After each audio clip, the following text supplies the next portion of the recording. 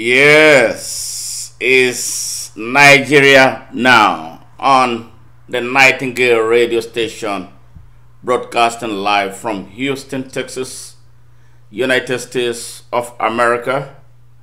It is 2:04 p.m. Central Standard Time here in the US and 8:04 p.m. in Nigeria, the motherland, the land we profess to love so much.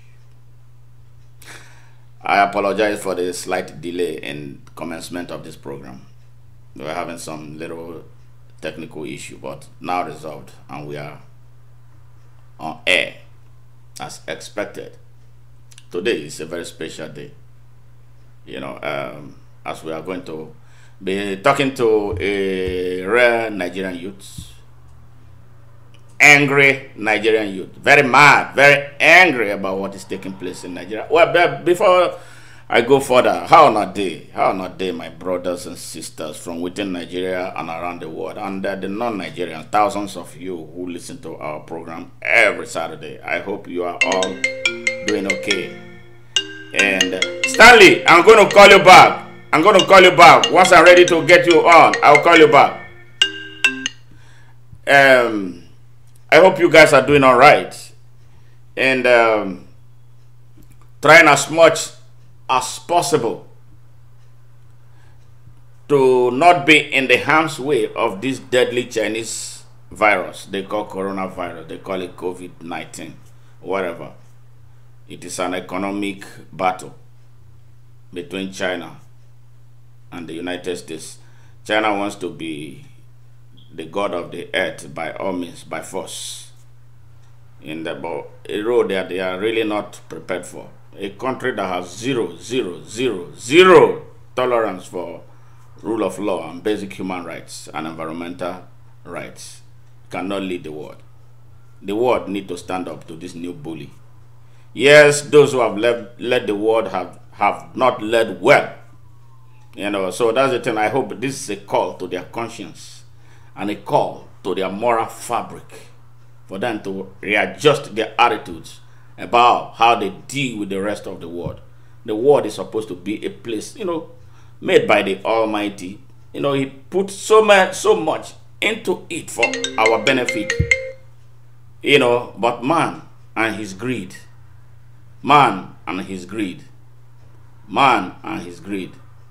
is making things difficult. Selfishness. They want to control the whole world by all means. Honestly, what is taking place somehow is a serious awakening to the entire world to put an end to the control of the world by 5 countries who claim that they are the permanent Security Council representatives. No, Africa is not represented in the Security Council. And then why do you call me a member of the United Nations? Why is Africa a member, or they have 54 countries? Why are they members of the United Nations without a voice? Who speaks for us? Is it the Chinese that is going to be speaking for Africans? Or is it the European that is there, France, Canada, and the rest of them? It's an all-white and one Asian country business. So let us start.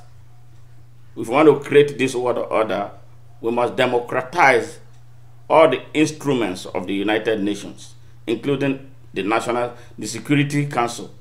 If that is not done, the message that Emperor Haile Selassie sent when he had addressed the United Nations General Assembly in 1963, the best address by any head of state, living or dead, to that organization.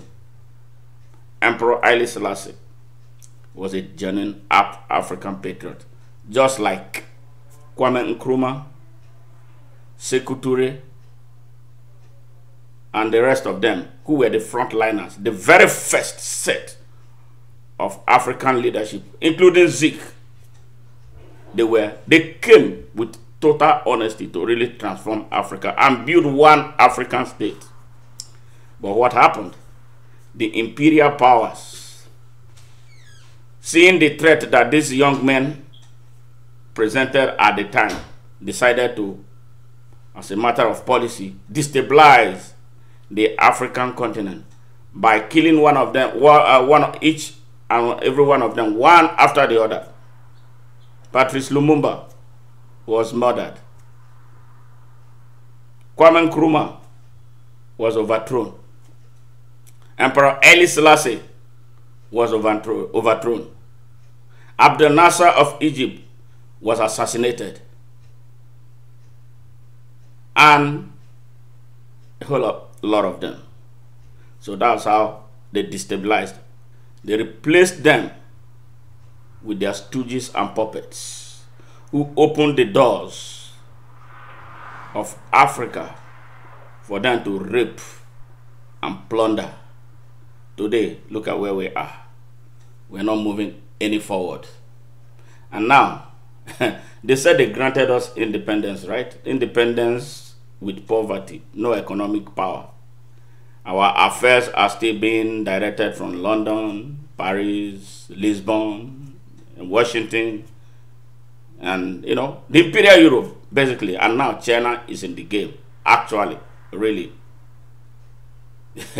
Doing worse as a preamble to what is to come.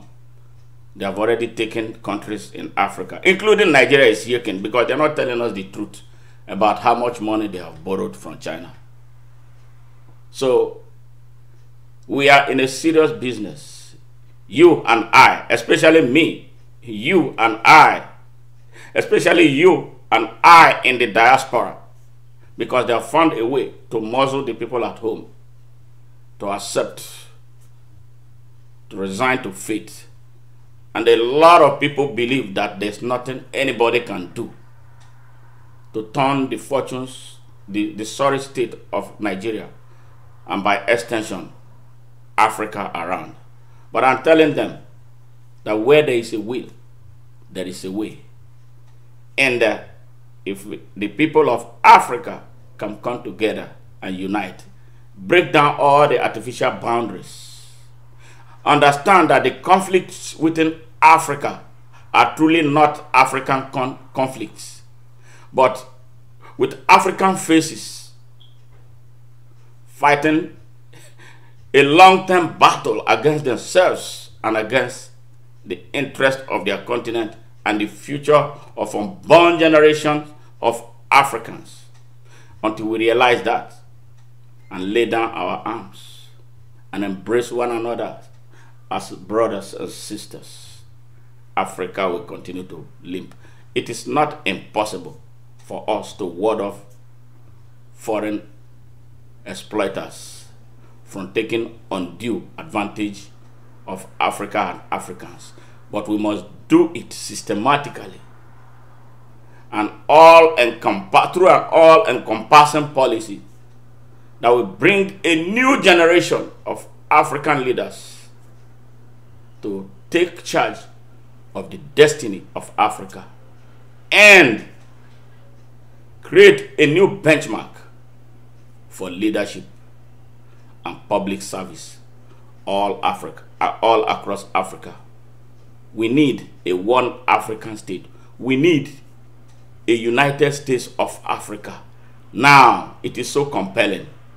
It is so compelling because all the differences that we see are man-made, and those who oppress us from outside with active connivance of our political leaders want this chaos in Africa to continue, so that they will come and be giving us aids from our resources that they stole. That is how the most insulting thing that can happen to a people. You steal from me, and then you come and tell me that you are giving me aids. They make Africa and Africans look like they are a beggarly people. We are not the beggars. It is those who come from outside, build airports in the jungle to dig and transport our mineral resources. The telephone, the big operations in Europe, China, and America are the problems of Africa. But we must, as a people, decide what we want in leadership. That's the only way. That's the only way forward. Yes, it is all our fault. And the reason is because of how we choose leadership at all levels in Nigeria. You know your brother is not good enough to be a councillor. You go say, now we. All right? You put him in power. All right? Look at, there are 774 local governments in Nigeria.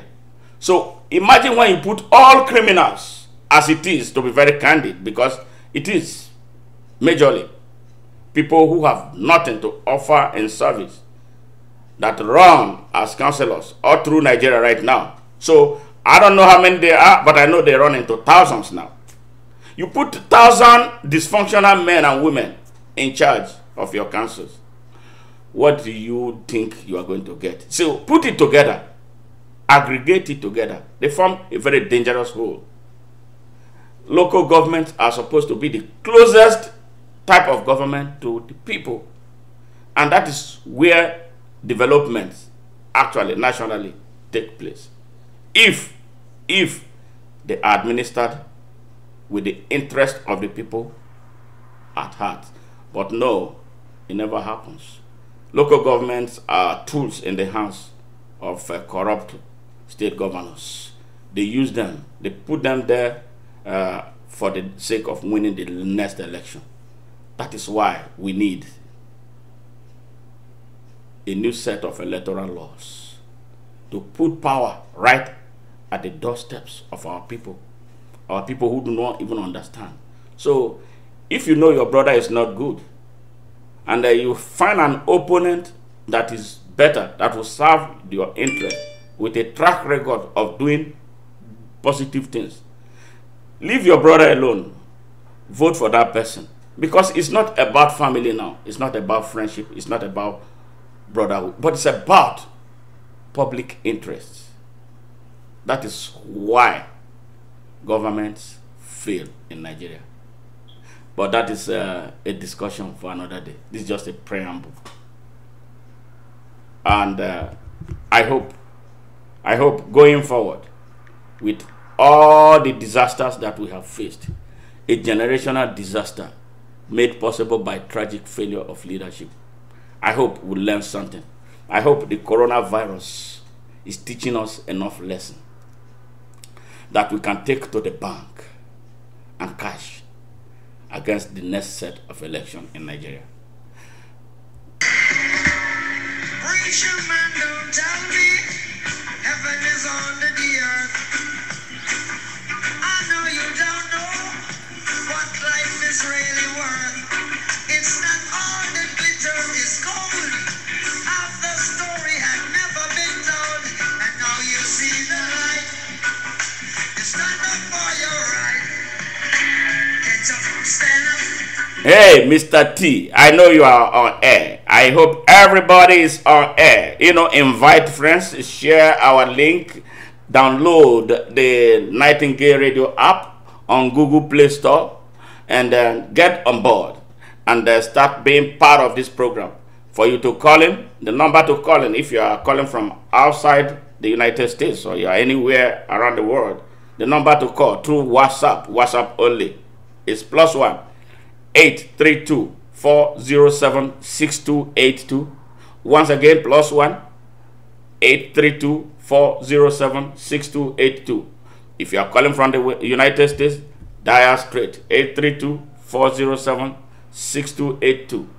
And we hold this program every Saturday at 8 p.m. Nigerian time, and that is 2 p.m. Central Standard Time in the US, 3 p.m. in the Eastern Standard Time, and 12 midday from those in the Pacific time zone. Today is something very different that we are going to be encountering. In a few minutes, I'll be bringing Taiwo Edwards, aka 100% Mr. T, a musician, a songwriter, a radio presenter based in Germany. He's an angry Nigerian youth. He left Nigeria at a very young age, according to him, as soon as he left high school. So you can imagine how he feels about Nigeria. I'm sure the Nigeria he left behind is not the type of Nigeria that he's seeing today. He had so much hopes and aspiration for Nigeria. But all, according to him, seemed dashed. So he's going to be pouring out his mind about what he has observed, and maybe make prescriptions about what should be done to turn things around for especially his generation of young people. Please, this program, we hold it every Saturday, and one station, the Nightingale radio station. And by the way, the founder of the Nightingale radio station, today is her birthday, Miss Mary Ozoroye Awolo, aka Radio Diva. Please join me to wish her a happy birthday. Hey Mary, happy birthday. And I wish you the very best in health and more wisdom, knowledge, and understanding. God bless you for giving Nigerians this platform, this opportunity for them to express themselves and provide solution to their myriads of problems. God bless you, and once again, happy birthday. Stand up for your right. You get up, stand up. Don't give up the fight. Get up, stand up. Stand up for your right. Get up, stand up. Don't give up the fight. Most people think great God will come from the sky. Take away everything. Make everybody feel high. But if you know what life is worth, you will look for yours and earth. And now you see the light.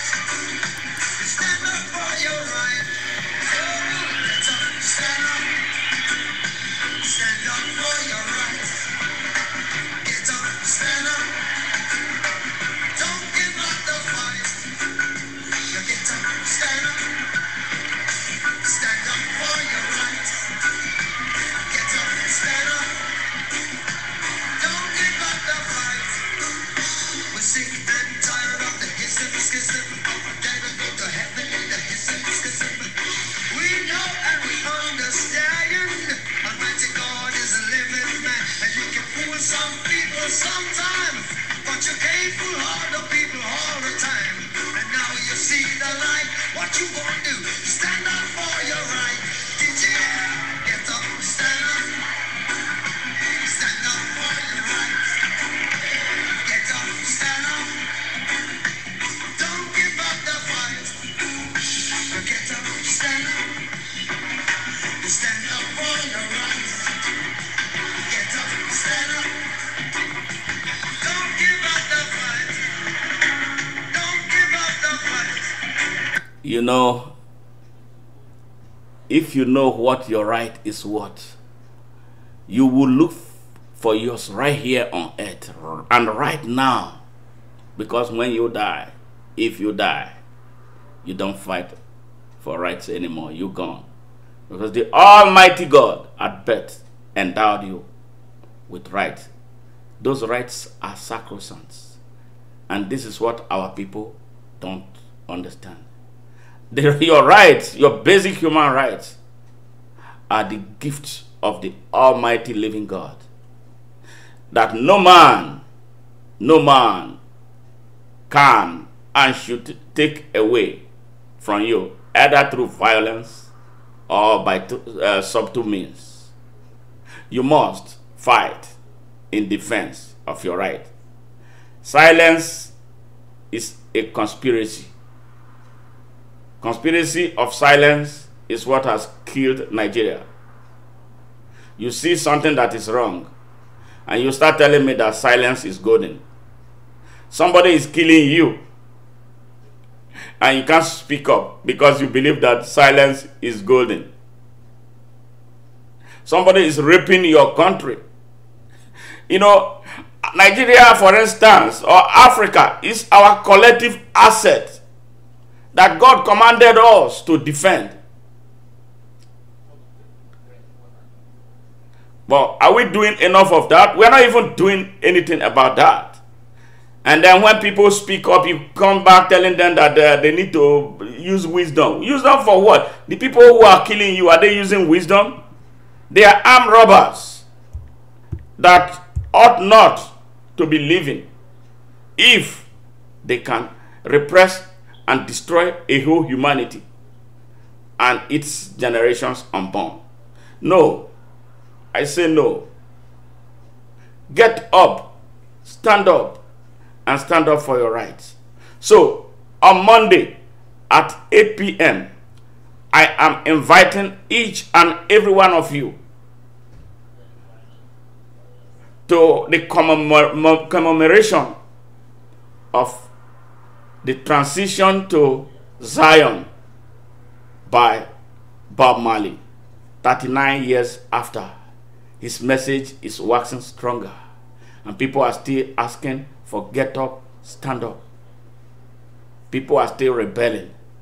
People are still talking about survival, and people are talking about one love. 2 p.m. Monday, it is going to be strictly Bob Marley, and I will be anchoring it. It is a special edition dedicated to that prophet, the most influential personality of the 20th century, as reported by Times International and the Rolling Stone magazine. Who can beat that? And you know what? He has a black skin. So any person who tells you that you are black and you cannot be anything, that person is a dishonest person. If you accept that you are children of Ham, and the children of Ham were black people, the Bible did not say that Ham was black. And as a result of which, they say Ham saw the nakedness of his father, and then God cursed him. God did not curse Africans. And, you know, I don't believe in that stories. But unfortunately, our men and women of God reinforce that story when they preach the gospel, politicized gospel that they don't know. Jesus Christ's story was an African story that Imperial Europe took, poisoned it, edited it for their own benefit, and brought it back to exploit Africa and Africans. They told us to look up while they were digging our minerals from below. Man, it's time for us to get up and stand up for our rights. Yeah, I'm bringing up Mr. T, 100% Mr. T, to share with us today. Hey, are you ready? Nigerians, are you ready? But I don't give up. And the reason is because I'm inspired. And when you are inspired, you never get tired.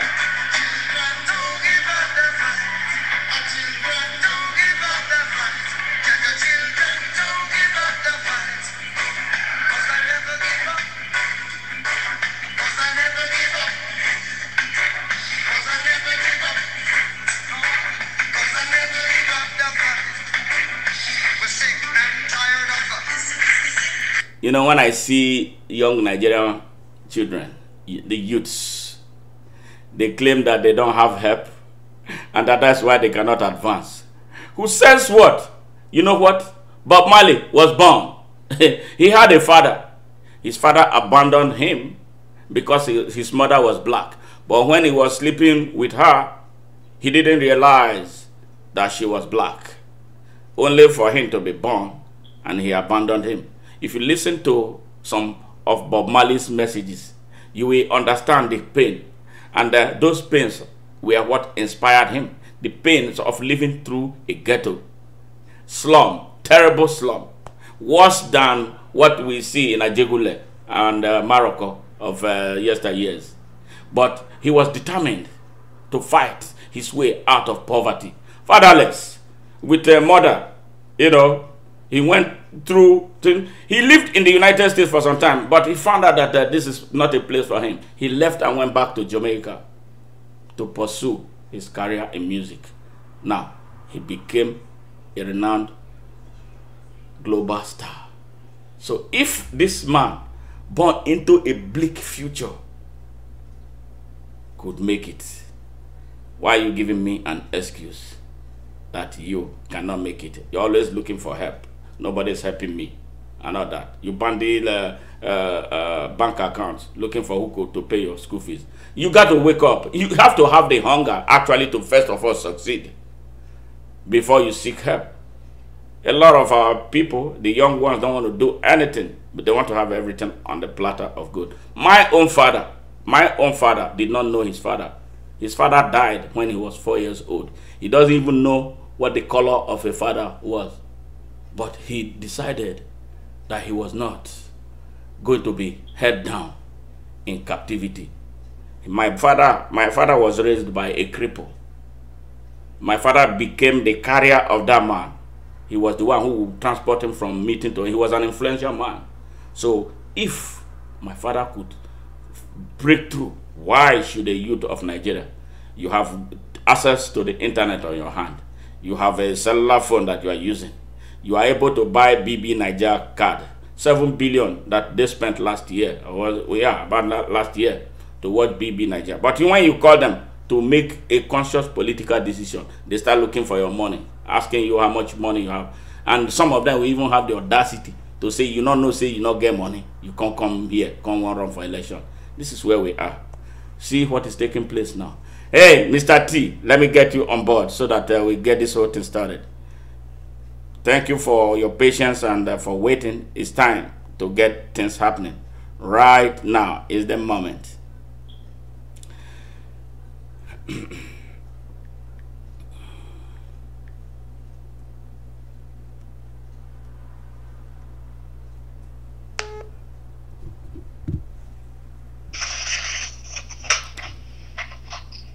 Hello, Mr. Taiwo, Mr.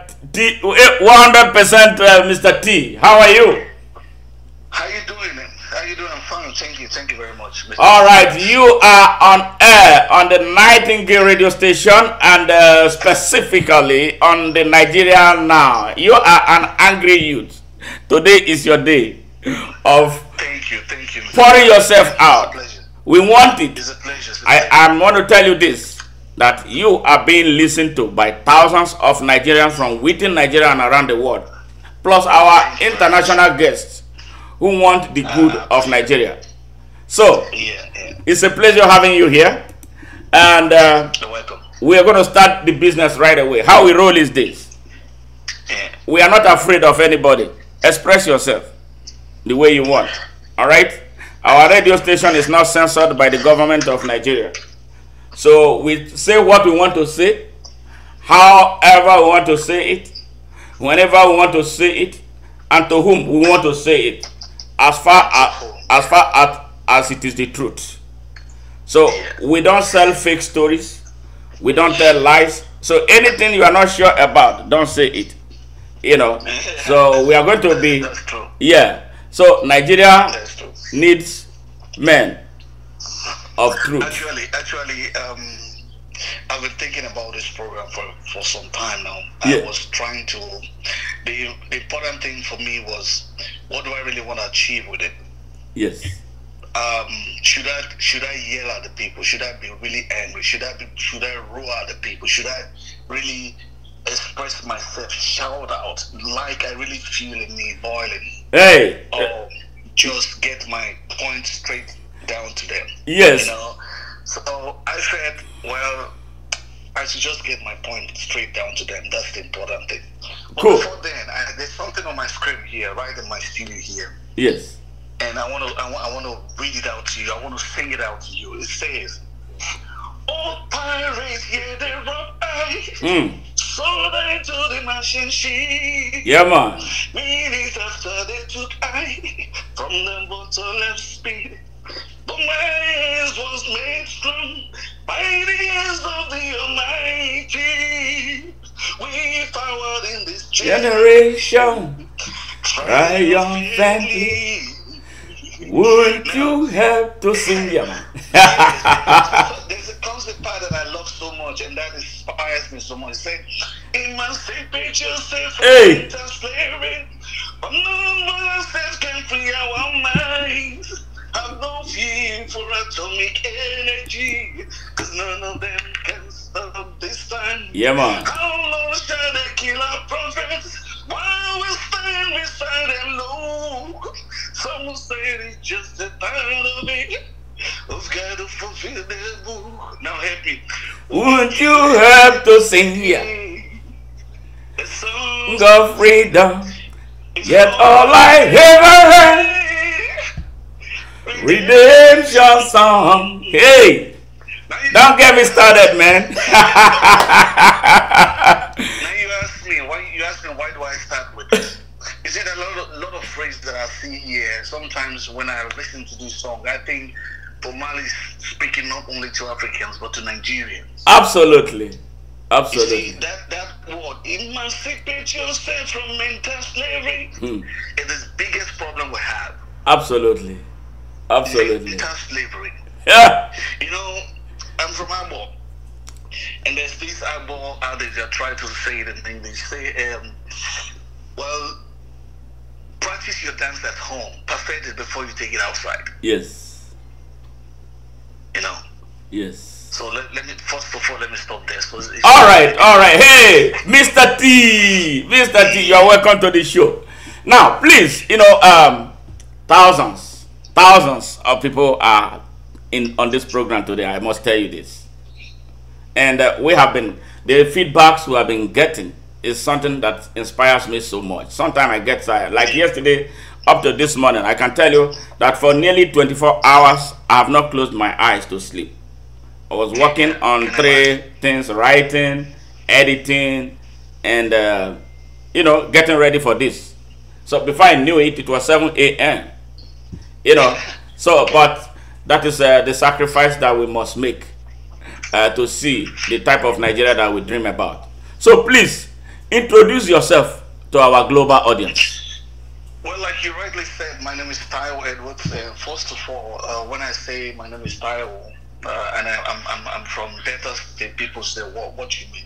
Yoruba man? No. That's actually one thing that I don't understand. Taiwo is an African name. Yes. And I am an African. I'm a Nigerian, so I feel more African than anybody who's not having any part of his African name attached to himself. Sure. And they have the audacity to tell me, why are you Taiwo? And they bear things like Patrick, France, and they don't even have one single African name attached to themselves. But they have the audacity to tell me, why are you Taiwo? I'm a Nigerian.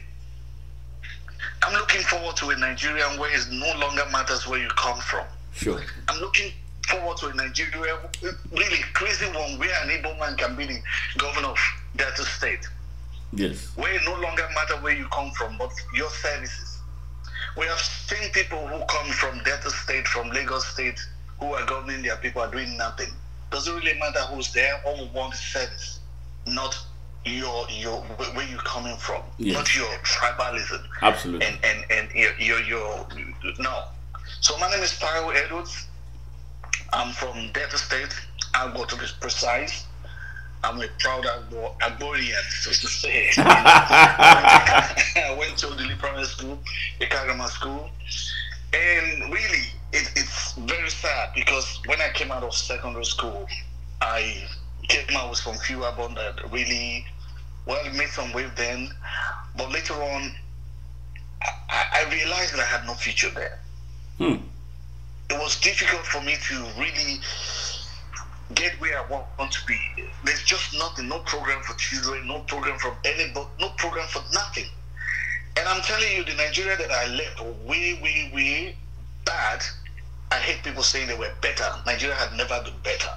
I hate to hear that word. It's better. No. No, they're bad, but the one I'm seeing right now is smelling, stinking. It's stinking. It's uninhabitable. The one that I see today, it has become a kitchen to the world. You know what I mean? Yes. Where you go and cook, but they serve that thing to the rest of the world, and you are hungry.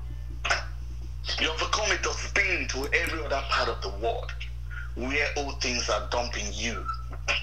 That's the Nigeria that I see today. It's sad. It pains me.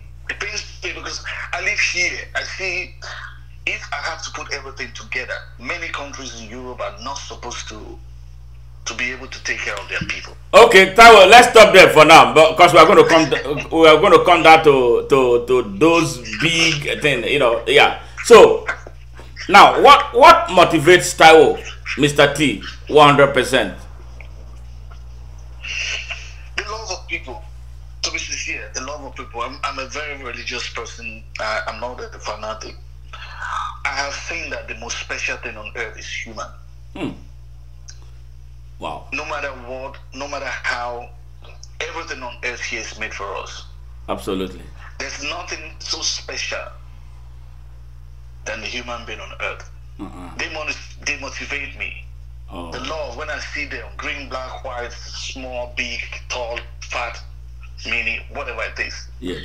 That is the most wonderful thing. I remember one day just going outside and I was watching people, see people move. Nothing propels them, nothing generates them. They don't need fuel to go on.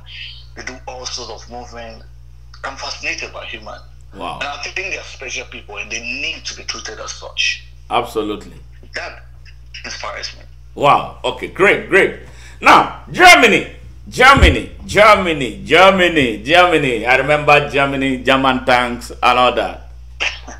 I remember, yes, Germany. How long have you lived in Germany?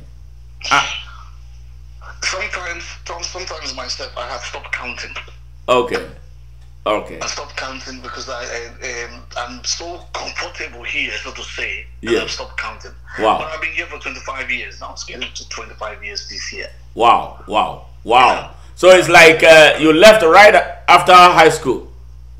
I left just right after high school. What I decided was, I told myself, well, it's either you're going to bring out an album again, or you leave the country. Wow. Now, what makes Germany unique? Germany is unique because they are human. They have human feelings. The most important thing, there's something called Grundgesetz here, which is the fundamental human right. That is respect people, treat them like human. Wow. You know, this is the basic. And let me tell you, most of the German laws, the fundamental laws, are taken from the scripture. Germany is a social nation. If you remember, the Israelites were also living that the kind of social life, where the major interest is your brother man. Yeah, man. So these people, well, as human, we are human, so we still have some racism around it. But the good things they've done is more than the bad things they do. Okay. I can't really pinpoint. The only thing I can tell you that when I enjoyed the free education from primary class 1 to 3, that's the only thing I can tell you Nigeria did to me. But here in Germany, there are millions and thousands of things they've done to me. Wow. So I cannot count theirs. I can count what the country is done for Nigeria is done for me. Wow. Okay. All right. I can't count what Germany is done for me. Okay. So how are Africans treated in Germany? Because we hear stories, especially since the past couple of years, we hear stories. So I want to confirm from the standpoint of someone who has lived there as long as you have done. So how are Africans and foreigners generally treated in Germany? Well, I will tell you, the truth is this. Like I said, the world is not a perfect place. Yes. Right? It's obvious we're foreigners. But I want to let you know that the essence of everything, foreigners are treated almost like citizens here. Almost the same. I have remember Taiwo was taking the brother of the chairman local government to court.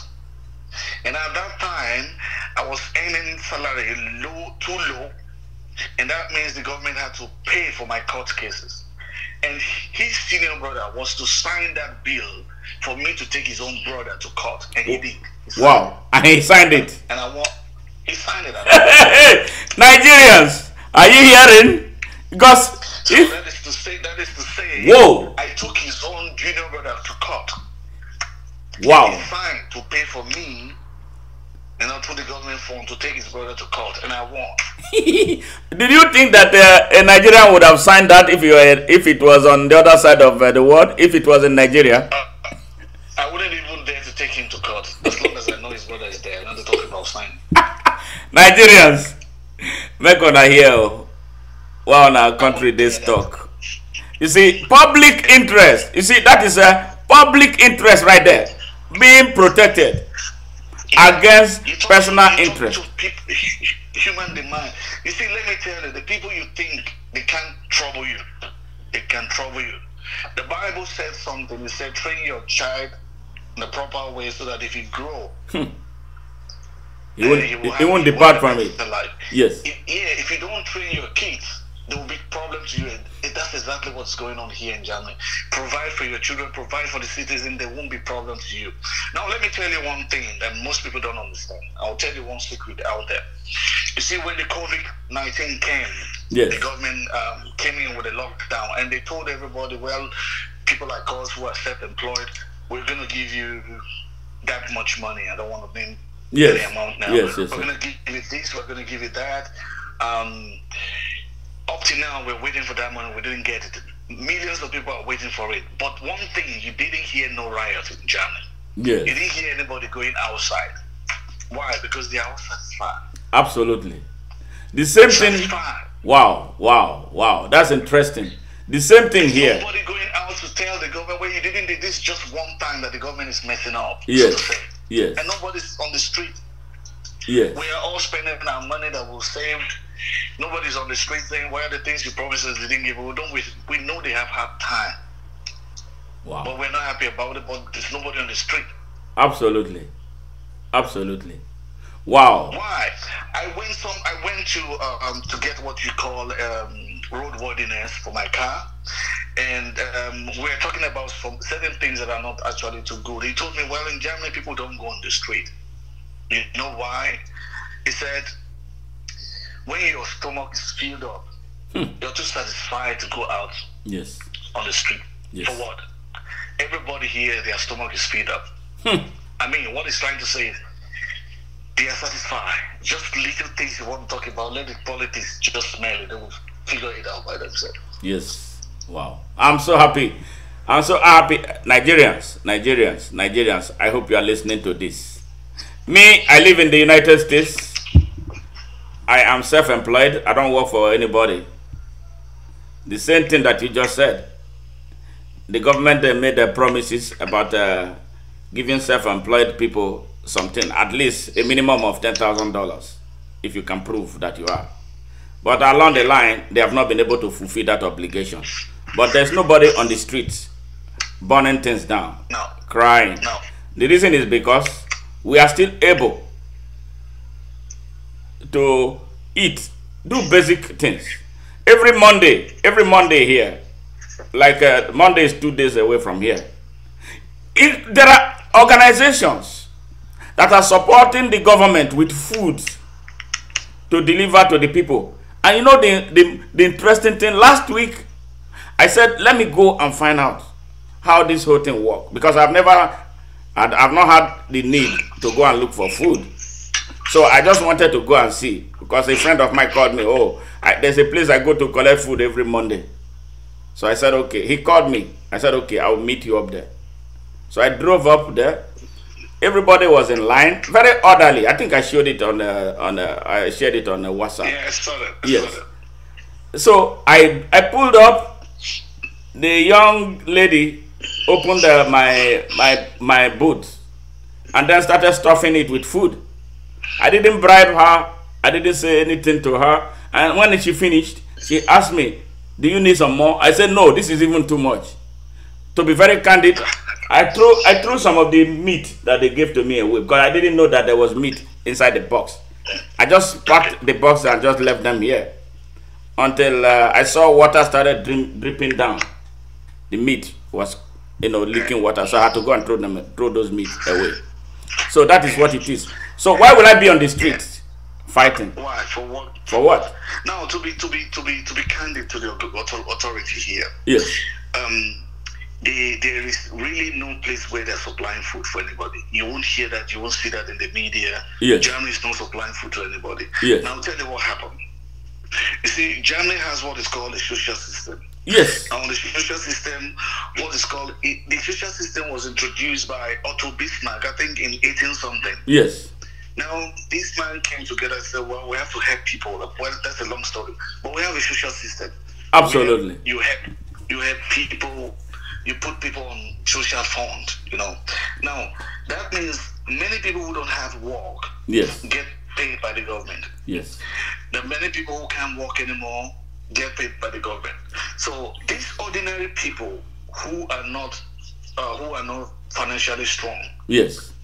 they are carried like eggs in the society. Yes. So the government give them money Yes. every month, whether COVID or no COVID. Yes. They give them money. So they've been on that allowance for years. Absolutely. They're there. You get a job, you get out of it. So because of that, so that system is already there. Yes. They're not just discovering it today. Absolutely. So Yeah. that's why it looks like whether it's COVID or no COVID, people are still getting their money. Absolutely. Those who don't have job get their money. Those who are really on the social fund get their money, and they make sure that the supermarket is there Yes. throughout the lockdown period. The supermarket were here. Every channel that supply food. Yes. Those are still there. The farmers are still working. In fact, the farmers here, the police don't even go to check them because of black work. No, you can use anybody you like, pay him whatever you like, as long as people are satisfied. Feed the nation. Yes. It's number one. It's very important. Wow. It's very, very important. That's why you don't see anybody on the street. There's nothing, nobody feels it. People think, well, Germany, what's wrong with Germany? No, Germany has a system and it's working. Yeah. People are expecting it. Yes. It's not just I think it's a white man thing. It's a European thing. They love themselves. They take care of themselves. They take care of their weak. But our people will beat down. The same thing you just stated is the same culture in the United States. It's the same culture in the UK. It's the same culture in Ireland. It's the same culture everywhere that the Eurocentric people are. Now the question is, what is wrong with Africans? Why is it that we, instead of helping our people, inspiring them to be, or let them live a basic minimum life that they can live without trouble, instead they are exploiting them using politics, they are exploiting them through the church, they are exploiting them everywhere. For a very long time, I had myself the same question: what is actually wrong? At the point, I thought it was a DNA thing, or it has become a DNA thing, so that even the children will give birth to begin to behave like that. And that's why I started with that song, Mental Slavery. Absolutely. The worst kind of slavery. You know, when the slavery started in those days, it ended.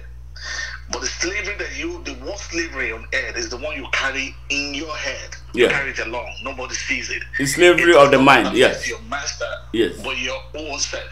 Yes. You know, I've come to realize that there are three most difficult, most dangerous people in Nigeria. Three. I've singled them out by myself. Whether it's true, I don't know. But in my own sitting and thinking, in my own feasibility studies and understanding and see what is going on as a musician, as an entertainer, I've spoken to a lot of people. I've come to carve out and identify three kinds of people in the country.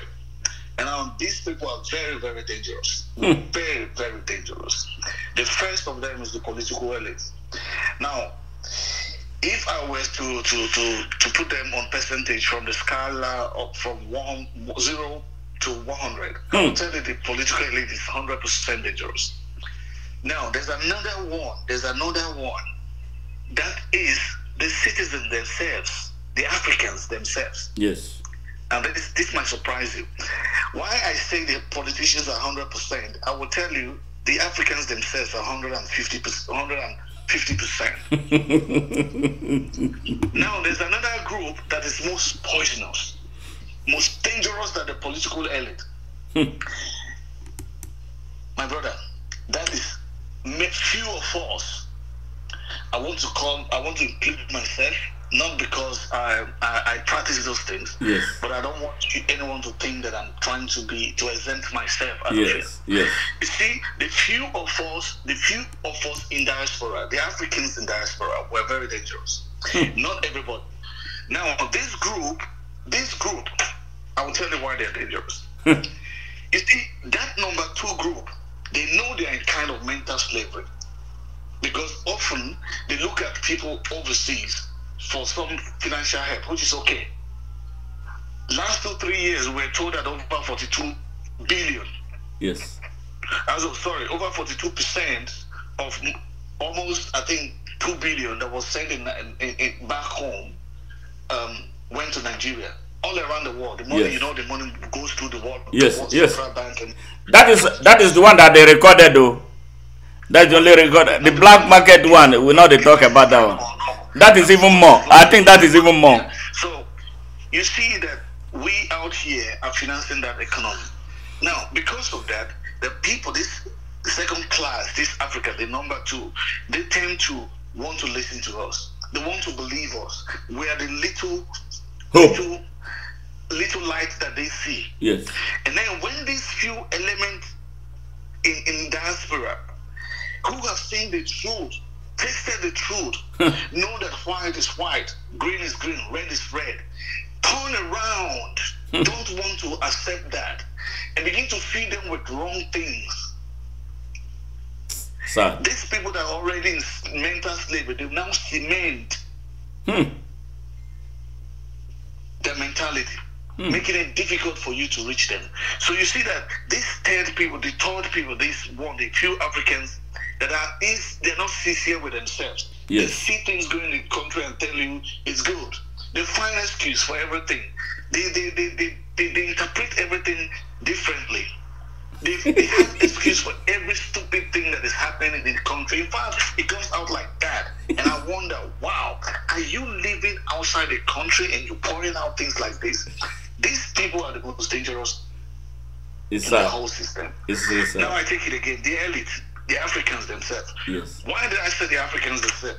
For you to emancipate, to help them to emancipate from their mental slavery, if you want to free an African, you have to start fighting the African first of all.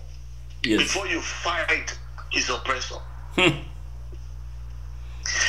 Let me break something down for you. Now, I left secondary school in 1985. Wow. In 1985. Yeah. Now, I tell you, maybe 3 years later, after that, any child born that period, so when we say 3 years later, we're talking about 88. Yes. Most of them can't speak common English. They can't. They have systematically taken away education from them. Yeah. Yeah. Take a microphone. Have you tried to take a microphone and go to the streets of Lagos, try to interview someone? It's difficult. They can't express themselves in what we know as the modern language, English. They can't. It's difficult. The social elite, they know that the key, your master key is education. They systematically took it away from people, gave it to their children, begin to recycle themselves. Recycle themselves within that thing. It's a rat race, you know? Rat race. You see, I don't know if you have that thing in Nigeria. You have it probably in America.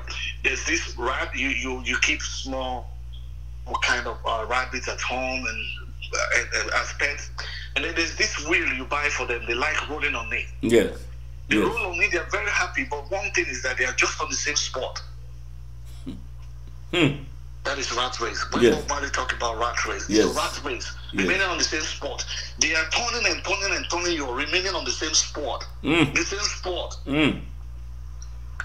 Sad. I went with my wife to Nigeria. She, for the first time, she saw that a whole city, no light. She couldn't understand it. That was punishing. In 2000, no light. Wow. I couldn't understand that. I've spent 25 years here. I've never seen anywhere where there's no light. Never. Filling station. I remember when I used to spend 3 days close to the Dodon Barra filling station waiting for fuel. And by the time we wake up in the night, you find out your car is behind and the rest. In fact, I don't know how to do that. In a country where you drill, but Mali said, in the abundance of water, the fool is thirsty. Can be tasty. Yeah, man. You know what that means? You are right in the middle of water and you are tasty, man. You see, you say I get angry. I mean, I don't know what to say. How can you be right in the middle of water? You are still tasty. That is not madness, oh. that is I don't know what to call it. Tragic foolishness. Yeah, now, so. Germany. What many people don't know is that, do you know that Germany drill oil? Germany has oil. Oh, I didn't know that they have it in that. Yeah, in the northern part where I live, they drill oil. Wow. And now this is just 2% of the oil that they want in Germany. Because it's very small. So Germany import oil. Germany has two major drilling points. And there's one in a place called Celle. It's dried up. So this place now they drill from makes up about 2 to 4% of the national demand. Wow. Now they still drill it. It's functioning, working like no man's business. Because it's too minor, people don't understand. They don't know that Germany has it. They have oil. Just 2% of what the nation needs. And the entire country is lying on that oil. The whole of Ikorodu was discovered. It was discovered that oil is there. Where I come from, Abo, your area, Abavo, they have oil every day. In fact, every time we're discovering things. Now, we'll go back to what Bob Marley said. In abundance of water, the food is thirsty. Yeah, man. We have fuel. We have everything. Everything. You see, I listened to you. You said that people think maybe God has cursed the black man. That's not true. Yeah. The Bible said God is not partial. No. Now let's think about it. Everything that the whole world needs to survive is in Africa. 40%. Waiting for God. Even up to 50% of the entire resources of the world. Waiting for God to show you that He loves you, then you must be mad. You're not ready. Everything that we need in life is in Africa. I follow you, marry wife. I pay money to marry wife. See, they expect me to follow you, give her belly. See me see trouble. All right, hey. To say God don't bless all man. Yeah, but Mr. T, don't worry, we are coming. Now, your music. How long have you been playing music? And what type of music do you play? Who are your audience? Actually, I've been playing music as long as I can remember. I can remember back in those days. You remember that music? Yes. Fela? Yes. That is when I started actually dancing and clapping and trying to get musically. But I actually got serious musically in 1981. Now, I came out with my very first album in a group in 1990, I think 92, 93. We were playing reggae. Wow. But when I went solo, I went into rap music. As time goes on, I thought to myself, well, I love my country so much and we are minority. And I said, well, what can I do? What can I really do to show that I love them so much? Well, I decided to give them their very first rap music in the entire history of music. Wow. In a car nation. Wow. So I made rap music in a car language. I published it. It made me the very first person to publish rap music in a car. A rap video in a car language. Wow. The standard one.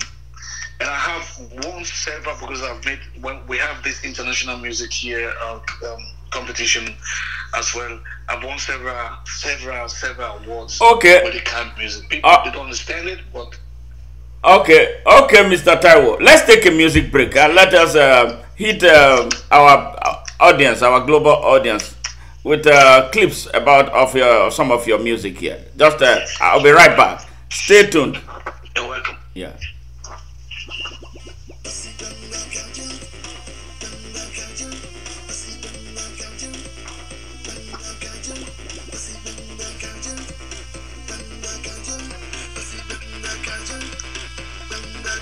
Listeners, that's Mr. T right there in one of his songs. This guy is an incredible dancer. If you see him on display on YouTube, and a lot of is recorded. I don't know if Michael Jackson can dance as much as he does. He's very talented. He plays guitar. I don't know between him and Victor Wifo who plays better. So that's how good he is. So just stay tuned. Let us enjoy a few of his things.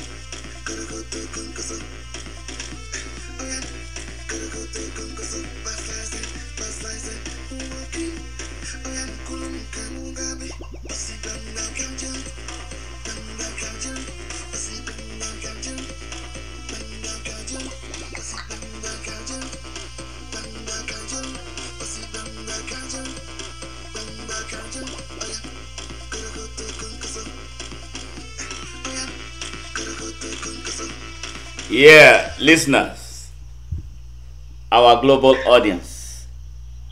That is, that was Mr. 100% T in action right there. You know, this only happens in one place, one radio station, Nightingale radio station. I call it Liberation Radio Station, created by an ingenious and purpose-driven nurse. You know, the idea was to find a voice for Nigerian nurses who are as repressed as the general people of Nigeria. So, you know, Nigerians are already repressed. Then nurses carry another type of repression within the healthcare delivery system. Even if they are the ones who work hardest, coordinating the care of Nigerians who come under their care. This Nigeria is a very unjust country, a very unjust system. And that infrastructure must die so that people will live and live happily. So that is part of it. And, you know, this station broadcasts, I anchor 2 programs for this station. The Nurses Arise program. That was my brainchild. And the reason is I'm using myself to build confidence for the Nigerian nurses who are repressed. They scare the hell out of them. They scare them from within their profession, and the system, through its various ministries at the federal and state level, have an apartheid policy that repress nurses. But that is about to end. So that's all. So double wahala for dead body. Now the Nigerian nurses carry. So hey, Mr. Taiwo, is great, you know, hearing this. I think this is your latest, right? Yeah, that's my latest film. That is sensational, man. I love it, and I'm happy that we are done. So if you are a Nigerian I don't care where you come from, because here in this station, we don't know Yoruba, we don't know Hausa. I don't care. I don't know Fulani. I don't know Ika. Even if I was born from there, I was born there. It doesn't matter where you come from. Well, as long you have positive vibration, you are my brother. So if you have you are a Nigerian with anything to offer the people of Nigeria in your talent, it doesn't have to be all politics. Everything. See, the reason we created this Nigeria now is to reach every Nigerian, rich and poor, women and children, old and young. I don't care where you come from. Come forward. We will share your story. So, Taiwo, you have an incredible journey that you have embarked yourself. And I'm so proud of your accomplishment. Now, thank you very much. Yes. So, is there any particular musician, local or international, that inspire you? Yes. I have a lot. I listen to a lot of music to start with. I put a lot together. But one person that actually inspired me is one musician that nobody knows. That's my mother, to start with. Wow.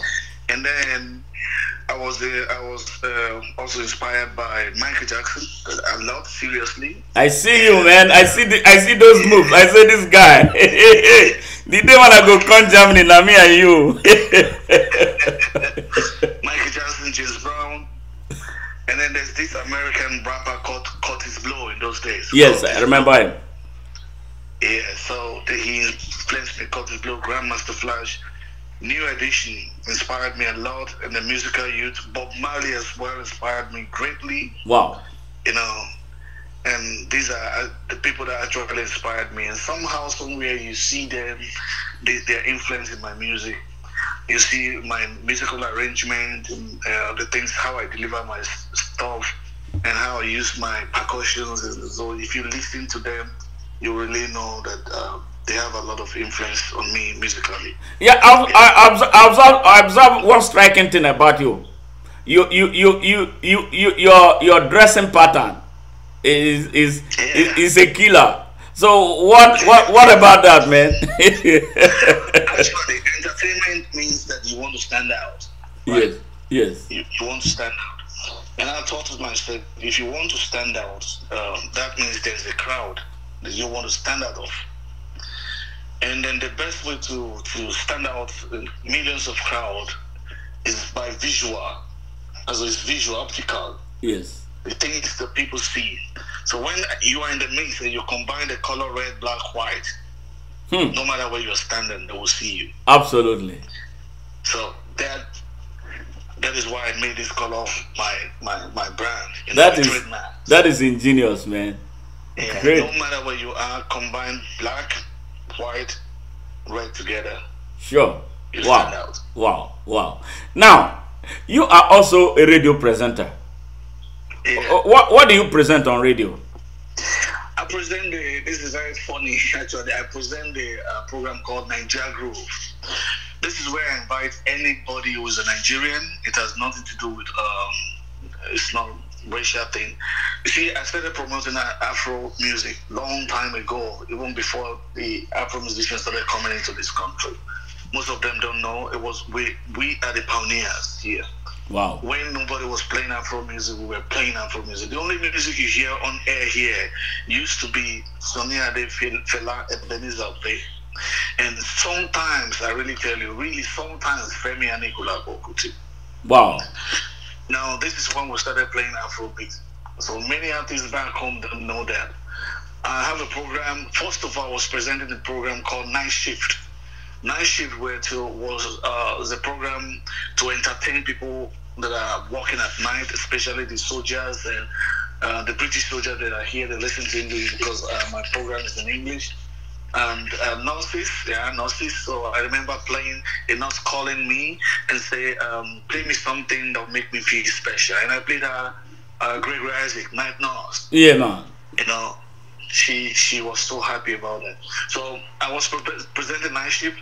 Then later on, I changed to Nigeria Groove. So I was inviting only African Nigerian musicians, sorry, or any other musician that has something to do with Nigerian artists. Now, if you're in Nigeria, whatever you're doing that has a Nigerian story to tell, I give you my platform to tell your story, because I believe that nobody can tell your story better than yourself. If you leave your story to be told by someone else, they will tell it differently. So only you can tell your story. Yeah. So Miss. Only you can do your trumpet. Yes. And then hold on, please. Yeah. And also, what I did is, when I saw that the platform was gaining reputation, I switched to a car language, my own language. Yes. And I started speaking some funny things according to people that don't understand. They find it very interesting, and they listen to it. And that gave me my very first award. The English language never gave me any award. Wow. But when I started speaking Ika language and playing some of my Ika songs, some of our artists back home, this melody they have, this scatter drum they have, I got my very first award. Wow. Wow. You know. So wow. I present when I tell people that I was speaking Ika on the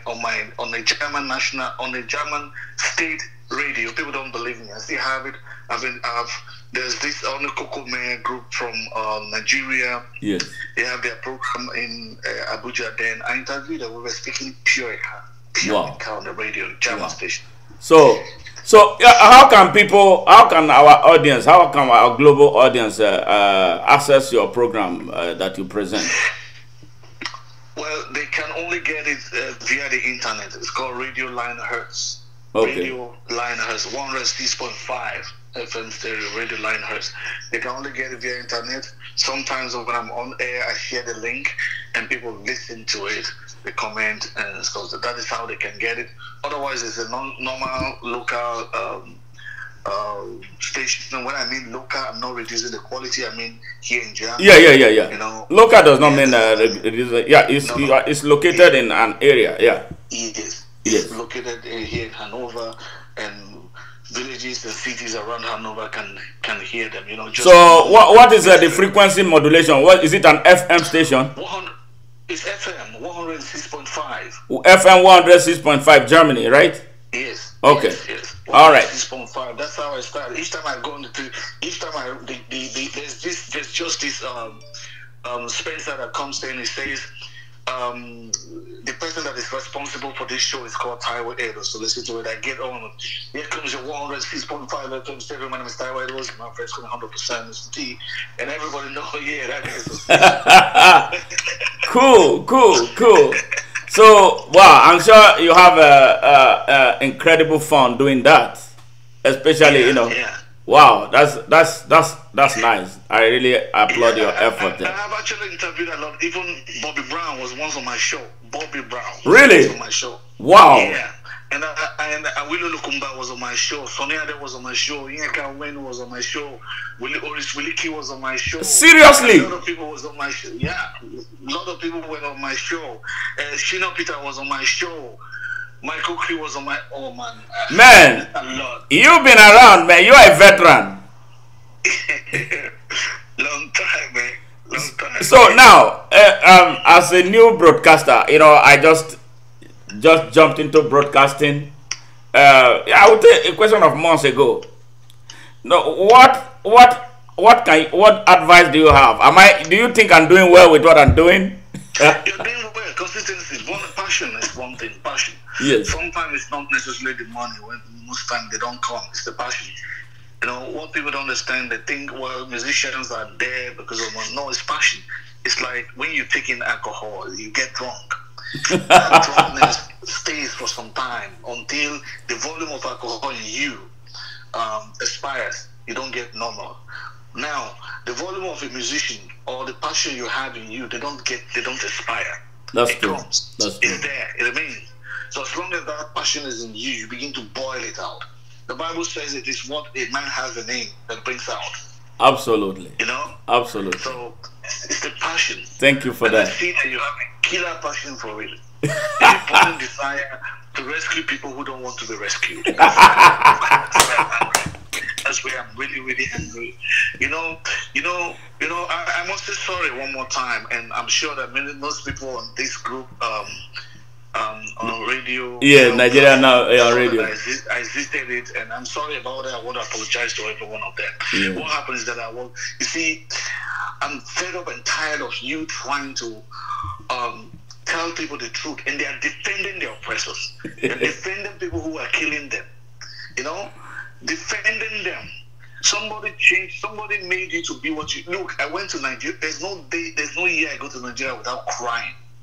Sad. The people on the street here are not better off. They're not better human beings. There are people who don't even that care less about themselves. But yes, look at the cars and things they drive, the house they because the fundamental foundation is just there. Go to K2 and you see women that are supposed to be at home, work little, go back home and take care of the house and take care of the family before everybody comes back. You see them pushing trucks. You see our able-bodied men pushing what they call a molanke. Is that the future?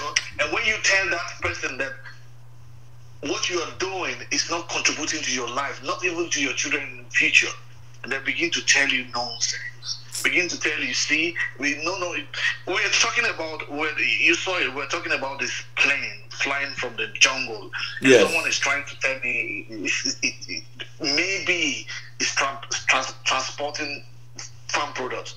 I mean, I have the opportunity to have worked with some farmers here. I contacted some African farmers in Nigeria and Ghana for them. Yes. They're bringing some goods for them. They don't use that small things for farm products. No, they don't. They ship them. I mean, that road you see is a deliberate one to not to let you, so that you don't know that the thing like that. Yeah, that exists. Yeah, yeah, you're right. Germany has 101,000 airports here. So we have small airports like that. None of the airports is looking like that, unless during the war period that such jets can be landing in such area. I mean, we are not in Third World War. What reason do you have to move like that? I was crying when I saw that thing.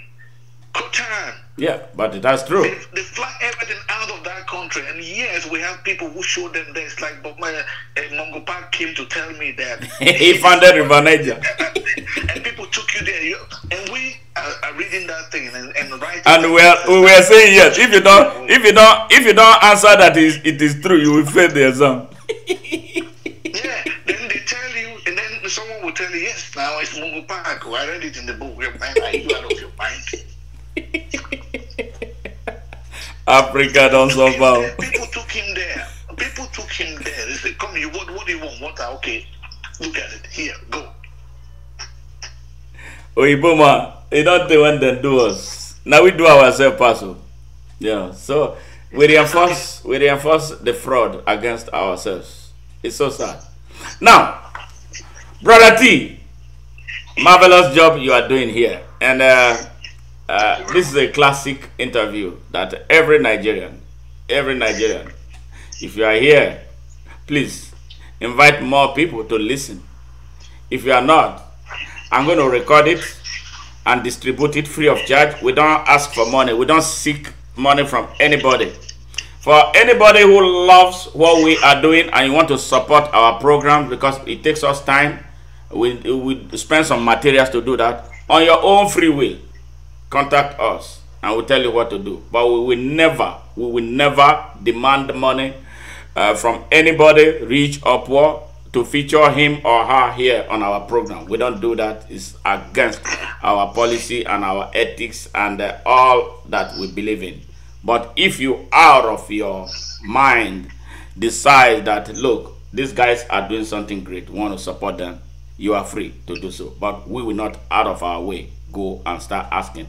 Yeah, if we are doing commercial business, like you want to advertise, whatever you want to advertise, which we don't have any program for that right now, and they will come about that, we will tell you what to do about that, you know, for the sake of advertising. But anything that has to feature your story and talking about what is going to positively impact humanity, we will never, never, never ask you for money. We don't care about the money in that direction.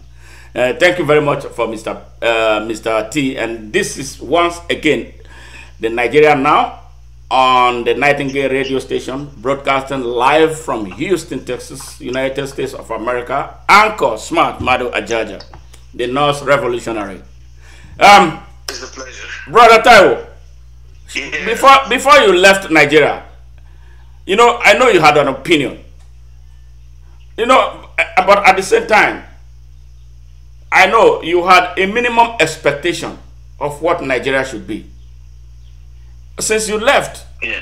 and now you are here, and Nigeria is where it is right now.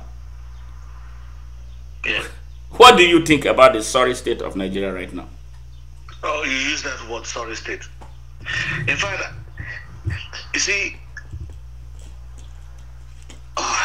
each time people ask me this question, I still don't find words for it. But I still believe that there's a way forward. Yes. It's possible. Yes. It's possible. And the reason, the backwardness of the country it has to do with the people there. You know, the greatest concentration of power in the whole world is that power coming from the people. Absolutely. And now because they have sold them, they sell them every year. They sell them. So they don't realize it. So what I think of Nigeria is that I still believe that somebody can, not somebody, it's just, actually, let me tell you, I won't be a president. I don't want to be the president. I would never. But I tell you that the problem of Nigeria can be solved in 6 months. 6 months. Pure dedication. As a dedication to every little thing. Yes. No greediness. Speak to people. Speak to individual need. Now, what do I mean by individual need? And that's what's happening in Europe.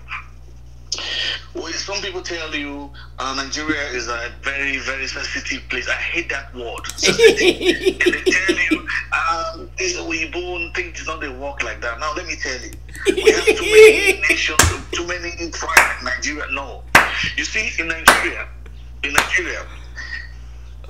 all the culture we have in Nigeria, they are interwoven. Yes. There's almost 60% of all the Yoruba cultures, you can find them in the Hausa culture. You can find them in the Igbo culture. You can find them in Ika culture. You can find it in everything. But the culture of a Nigerian, a pure Nigerian, and that of a white man is different. So how come if a city like London, with so many nationalities, we're not talking about culture now, we're talking about nationality, can survive? Yes. Why can Nigeria not survive? I have no idea. Now, the difference is why people here are speaking to individual needs. Back home, we are talking about a different thing. Now, individual need is this. There's no Igbo man that don't like 24 hours electricity. Tell me about it. Hausa man that is allergic to 24 hours electricity. There's no Yoruba man that will say, no, I don't want 24 hour electricity. Speak to individual need. Forget about Igbo, Hausa, whatever. Give them the human need. Give Absolutely. them their right. Yes. If an Igbo man has 24 hours electricity, he will be creative in his own way. If a Hausa man has that 24 hours medicine, social lifestyle, entertainment, everything you give them. Speak. Don't think about their tradition. Let them, they will live their tradition by themselves. Yes. They will take care of that. Speak to their need, their own need. Give them road. Don't take that money for private use. Give them road, give them light, give them water, give them everything that every individual need. And that's why we live here, because they speak to our need. Preach on, brother. Yeah. Forget about what it is. Start speaking to the need of every human being in that country. All of a sudden, you see them sitting up. If a child in a family sees that he has future, he knows that he can be Otedola. He knows that he can be whoever, whatever. There's no politician that will pay him just 1,000 to go and kill his own brother, man, and he will do that. Wow. Sense. If you are too satisfied, you'll be too lazy to get up and fight. Why should I fight for you? Are you crazy? Do that yourself, man. When people are hungry, they get 1 kobo to fight their own mother. So they know that, and that's why they keep them perpetually hungry. Now, let me give you one instance. You see how they won the Biafra war. Sorry if any of my Biafra brothers are listening to this, but I have to refer to this. Yeah. I'm not talking about whether I support for Biafra or no support for it. Yes. You Yes. see, at the time, they realized that the easiest way is to cut them food supply. Yes. Immediately they cut the food supply, the battle was won. The battle was won. The battle was won. They made them hungry. The battle was won. Now who belly food now in the feet jump up? So now they made Africa, they made the entire country the same thing. They kept them in perpetual darkness. Electricity darkness, food darkness, educational darkness, health darkness, mental darkness, everything spiritual darkness, everything darkness, everything they can cover out the add darkness to it. Education darkness, road darkness, everything darkness. So it's only person who can see can walk the daylight. They made them so blind that they can't even see their own skin anymore. All they need is a voice that just calls them and say, move to the left, otherwise you fall. Move to the right, otherwise you fall. So they have no individual eyes, no more. Man. Wow. So with that, they have control over them. You're right. Now, I haven't explained what it is in the country. The thing is the way out. Yes. The way out you simply say it's enough. It's enough. It's enough. If you that is driving for one oppressor no longer show up the next day and it's not finding anybody who can drive anymore, he will know. He will really know that things are changing. If the politician who tells you to come and kill for him, you don't ask him to bring his own son to escort you there, you are still in darkness. If the pastor that tells you that your mother is your own problem cannot follow you to that same mother and explain what problem is, and you believe him, then the two of you have problem. I've seen a lot of them, some saying COVID will end in April, and it didn't happen, and yet the church is filled up. How can you be blind? How blind? That is mental slavery, the one we're talking about. Yeah. The Bible in Jude said, God is not a liar, so I want to believe that any prophet that said, God spoke to me, should be telling the truth.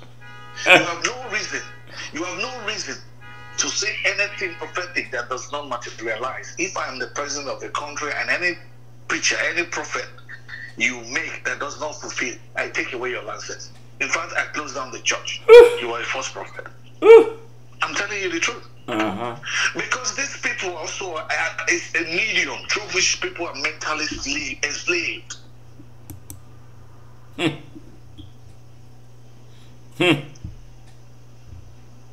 Now they know exactly. They are clever, but they are wicked. Those people are wicked. It's wickedness. They know exactly what to say. Yes. They know that the nation is already at the point where they no longer want you to fight for them, but fight against them. Then it looks like you are fighting for them. So if that's what you want, I give it to you. Now I repeat that again. The nation is exactly where the nation is exactly at the point where people know that you should pretend like you are fighting for people without really fighting for them, and then they will believe that you are fighting for them. Yes. That is only when. How stupid it is for you to tell me that you are a pastor. You come to the church, I said, look, you're making me angry. How stupid can someone be? You come to a church, you sell me handkerchief for 1,000 naira. The handkerchief, I should put it in the post of my door, in my office, and everywhere to protect me. And you idiot, you are moving with bodyguards. Tell them. Where is your God? Even right in the churches, most of them when they come to you, they are Today. Wow. And people say, oh, no, God. Let me tell you one thing. The Bible somewhere that I read, it said, anybody with the Spirit, the Holy Spirit, it said these are the fruits of the Holy Spirit. Self-control is one of those. Love, self-control. For me, self-control means that somebody who is self-control, mind, not quick to anger. You know, you have self-control, you are reasonable. And now we say the work of the flesh is trance. You see the word trance. Now, you are a nurse. If I tell you to describe what it means to be trance, that is what you see in the church. When the people are jumping, they are in trance. The Bible called that work of flesh, not the Holy Spirit. They are in trance. Jesus Christ has never rejected. No, rather, the object that Jesus Christ is casting away, when there are demons in there, they want to cast them away, they begin to shiver, just like those congregations are shivering. But when Jesus Christ will cast away that demon, they are quiet. You remember the story of the swine? Yes. That person was shaking like I see people shake today in the churches. They shake, and Jesus Christ knew there's a spirit in you that is too much in you, and Jesus Christ cast it out. That person became mild, and then cast it in the body of a swine, and that swine all of a sudden started behaving ironically. Yes. You know, shaking, shivering. That is the sign of a demon in you when you begin to shiver like this. The Apostle Paul didn't shiver. John, Matthew, they never shiver. Jesus Christ was maintaining. In fact, when they want to hang him, when they want to kill him, they wanted to give him vinegar to drink. The Bible said, he said no. Why? He wants to have his own mental possession, which means because he knows that that thing, there's alcohol in it. If you take it, he will alter his mind state. Yeah. His mental state will be altered. He said no. He wants to have a full possession of what he's doing to concentrate. You touch somebody, the person is shaking up and down, fall on the ground. Even if, look, if I become a president, anybody that injures themselves, I will sue you for injury. You can't come to church to hurt people. Look at that one slapping an innocent girl. Where did you hear Jesus Christ slapping someone? That is mental slavery we'll talk about. And then you hear somebody telling you that shall not touch the man of God. Who told you? The man of God. And I hear sometimes somebody saying you should respect the traditional rulers and let them, first of all, they should live by example. Respect themselves, first of all, and then we will respect them. Oh, they are now selling, they are now some of the traditional rulers. In fact, maybe if there are traditional rulers in Nigeria that are not corrupt, they are not up to 20.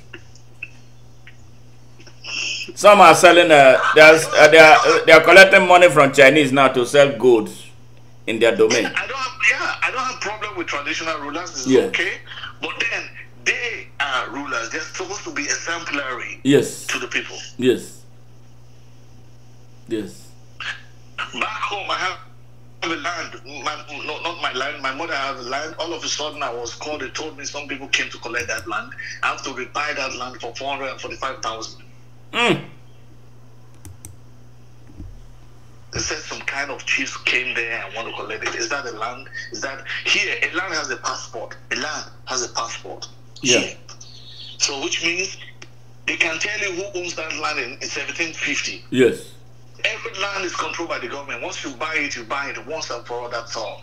If you are selling the land, you are giving the documents of the land, the passport of that land, back to that person. You can go to the office, the land department, and they will tell you who had owned those land as much as they could account for it. Yeah. There's nothing like me buying a land and some people come and tell me and we are area, but you have to buy the land. The country is decayed. When I see things going on here, I sit down here, I look at things. It's easy to do certain things, and people tell you, no, this is a very special. No. Yes, I understand. Yeah. Hey, listeners, you've been talking to, you've been listening to Mr. T 100% or 100% Mr. T, Taiwo Edwards. A broadcaster, a musician, and a lot of things.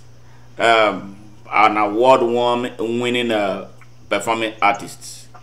Brother Taiwo, somebody wants to say something on this program. Let us just give him an opportunity, for just a second. Don't hang up. Just stay tuned. Stay right there. All right. Let's bring somebody who wants to speak onto the program. Okay. Yes.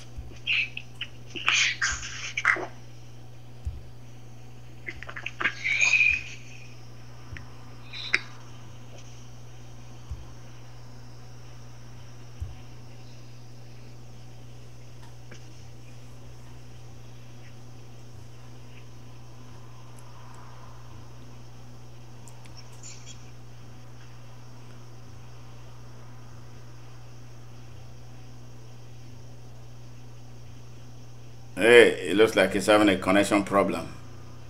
Okay. Let's see. If he doesn't, then we'll go ahead.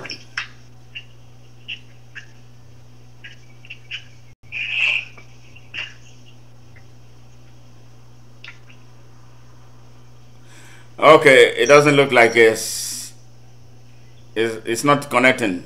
We are having a connection issue here. So okay, so let's ride on with the interview, but let's take a music break for just a second. All right.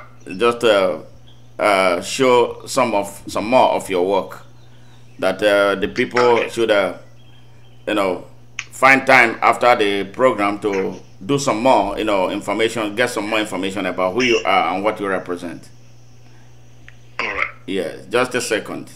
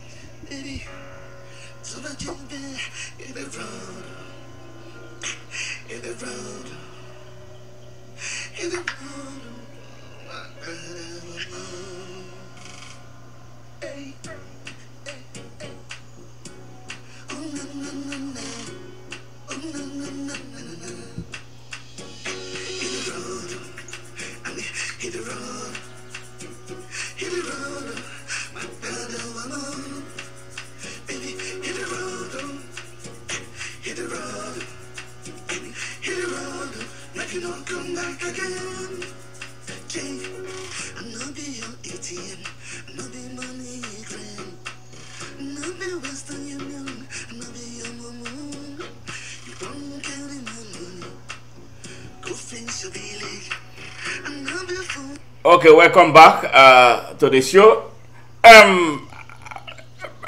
Brother T, this second song that I just played, I heard you say "Hit the Road." So, what inspired that song? Actually, it's a very, very, very, very funny one.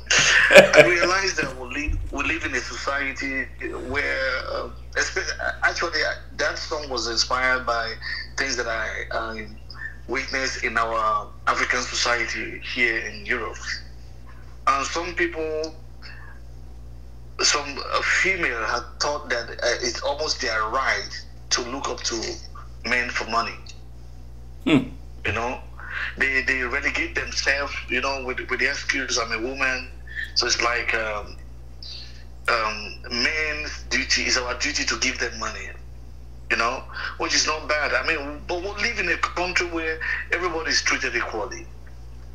The Europeans here will see they go to work, they work hard, but our African women has made it a point, or have made it their own to live from this the social life here, the government here, without wanting to do to make money by themselves.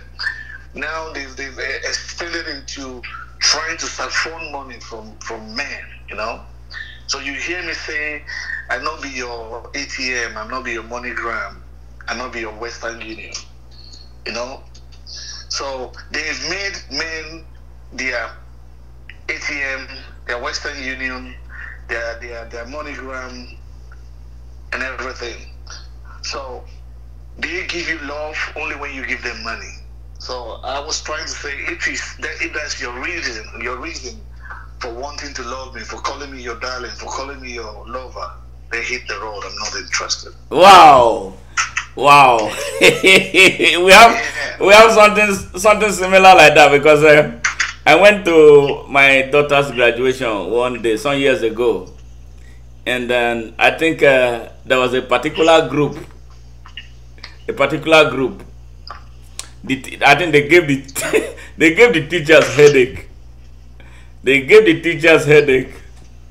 So the teachers came out, in a funny, parody kind of, comic way of sending them. They will say, "Hit the road, Jack, and don't come back no more, no more, no more. Hit the road, Jack, and don't come back no more." So, so they were talking to those students. So I get where you are coming from. Yeah, and also like I said, I had this video that I bought. It was Jimmy Fox. Yes. That played Ray Charles in that video, and he was singing "Hit the Road" as well. Yeah. And I also related. I remember when I was relating to this story that I first told you. Yes. I remember that song. So that song also inspired me. So when he was telling the woman, "Okay, hit the road," he was expecting that he's coming back home and the woman is gonna open her arms and get him in. And when he came, what he expected was not it, and she was just nagging and just say, "Well, she's going and never want to come back again." And he told the woman, "Well, hit the road and don't come back no more." So it's a similar thing. Yeah, with our ladies, all they know about is money. When in Europe, you work hard for your money. Everybody work hard for their money.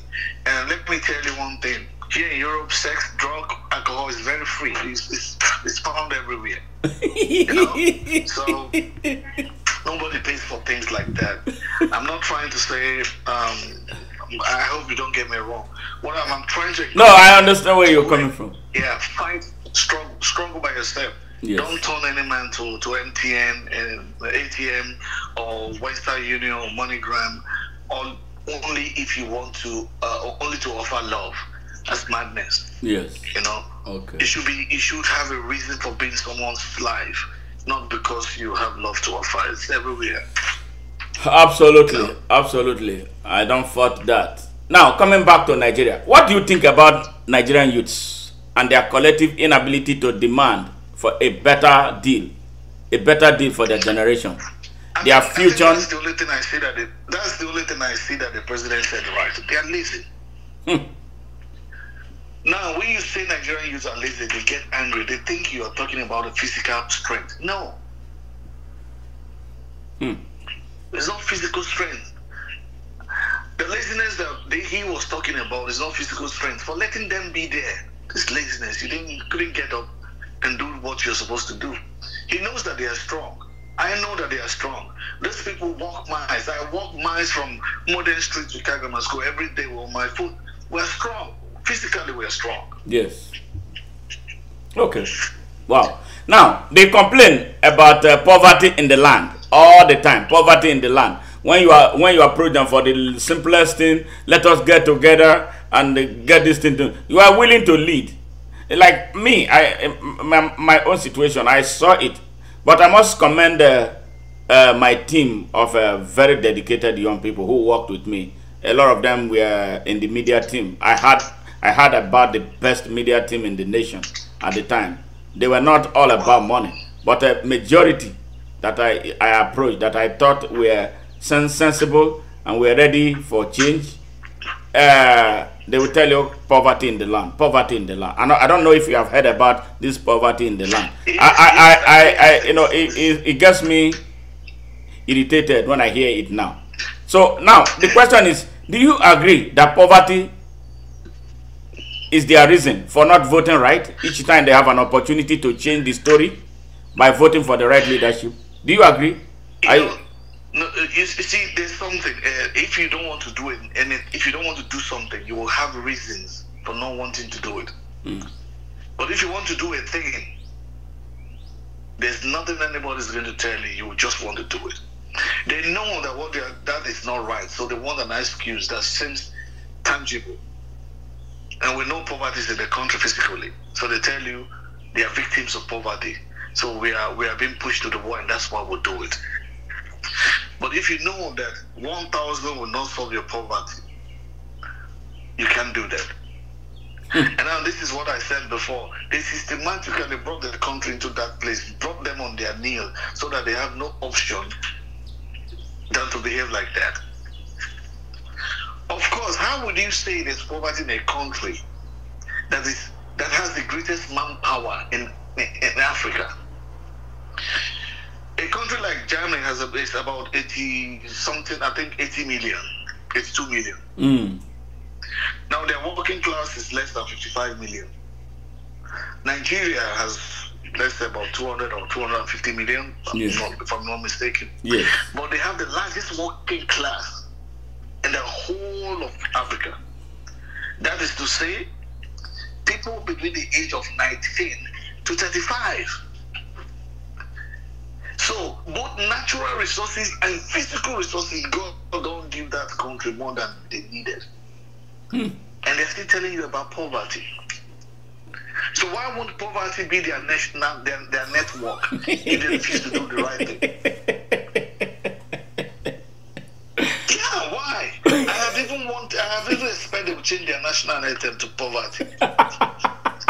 Yes, right. You live in America. You know how people walk to survive. Yes. But the point is that the difference is that the job is there. You're right. And the job is there actually back home. In every corner, the job is there. You see, in Hanover, I work for a department where we have to think about how to improve the already existing professions, and also how to split profession so that it will create more labor opportunities. Yes.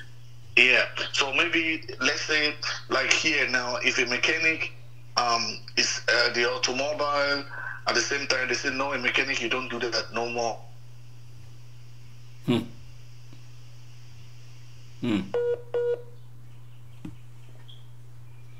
Hey, network, we have done so well. What's going on here?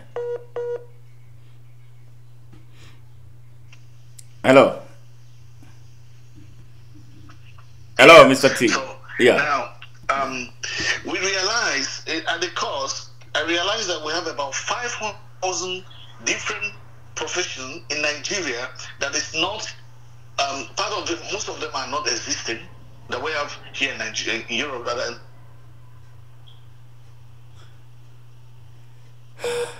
What is going on here?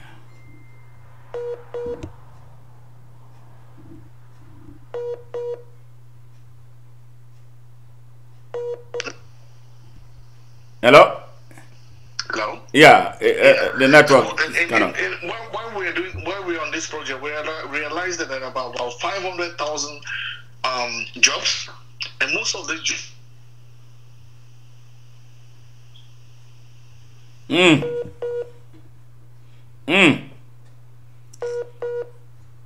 This should not be happening. Why?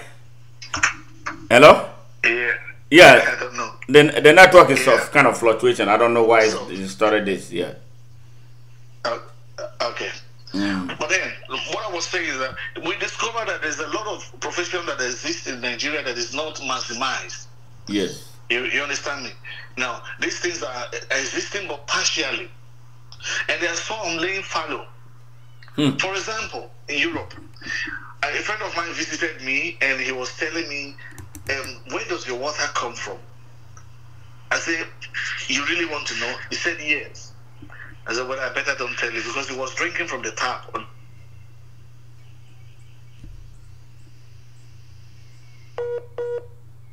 Shit.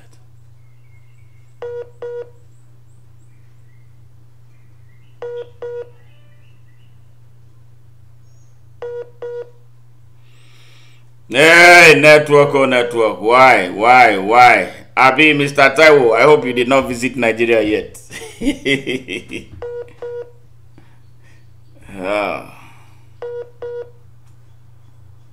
Okay. I lost him. Let me get him back. Something is not right with this network. Okay. Mr. Taiwo. Hey, please stay tuned and just be patient with me.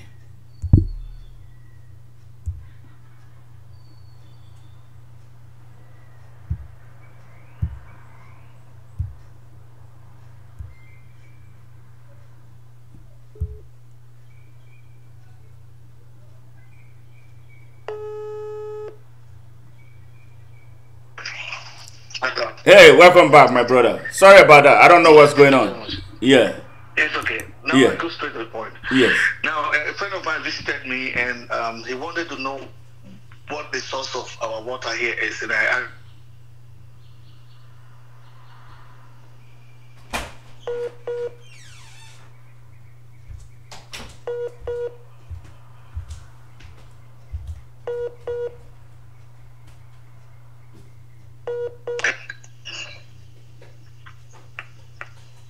Yeah, hello.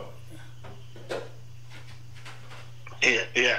So a friend of mine visited from Nigeria. He wanted to know where we get our tap from, our water. It's 20.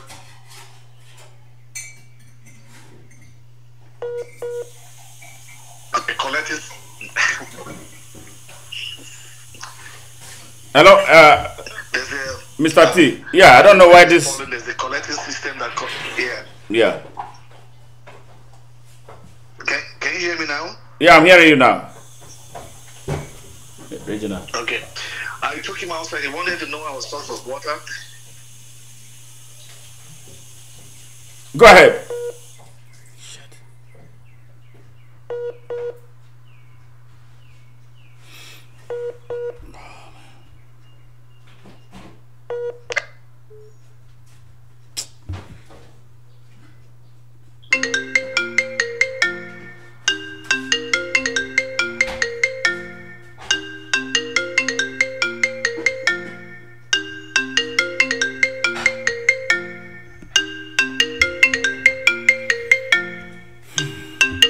Oh, listeners, please be patient with us as we try to re-establish connection with Taiwo.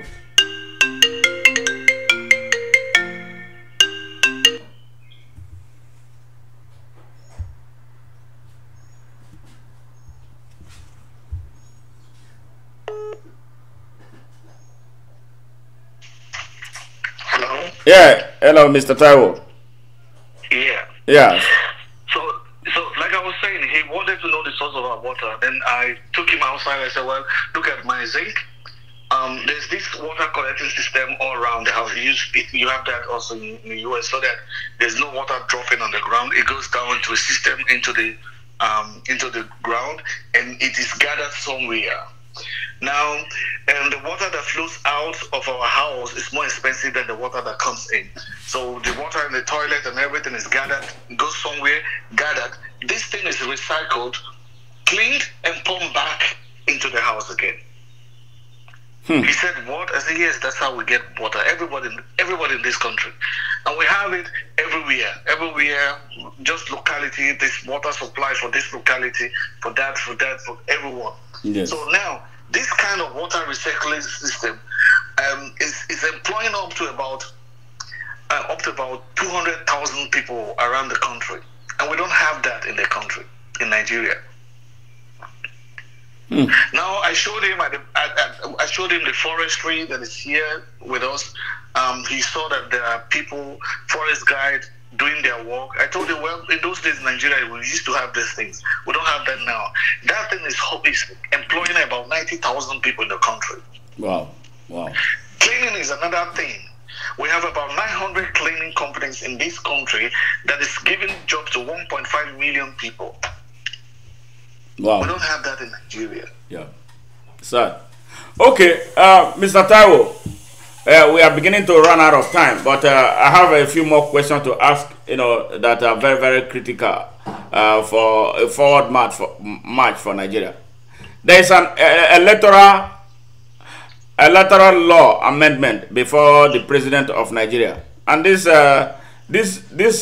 bill was passed before the past sham election.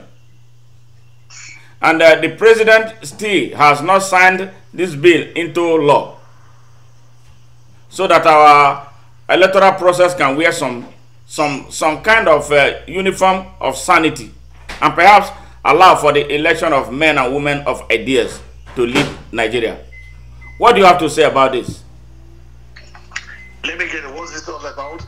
About electoral law, the law that will kind of change the way we choose leadership and how we vote.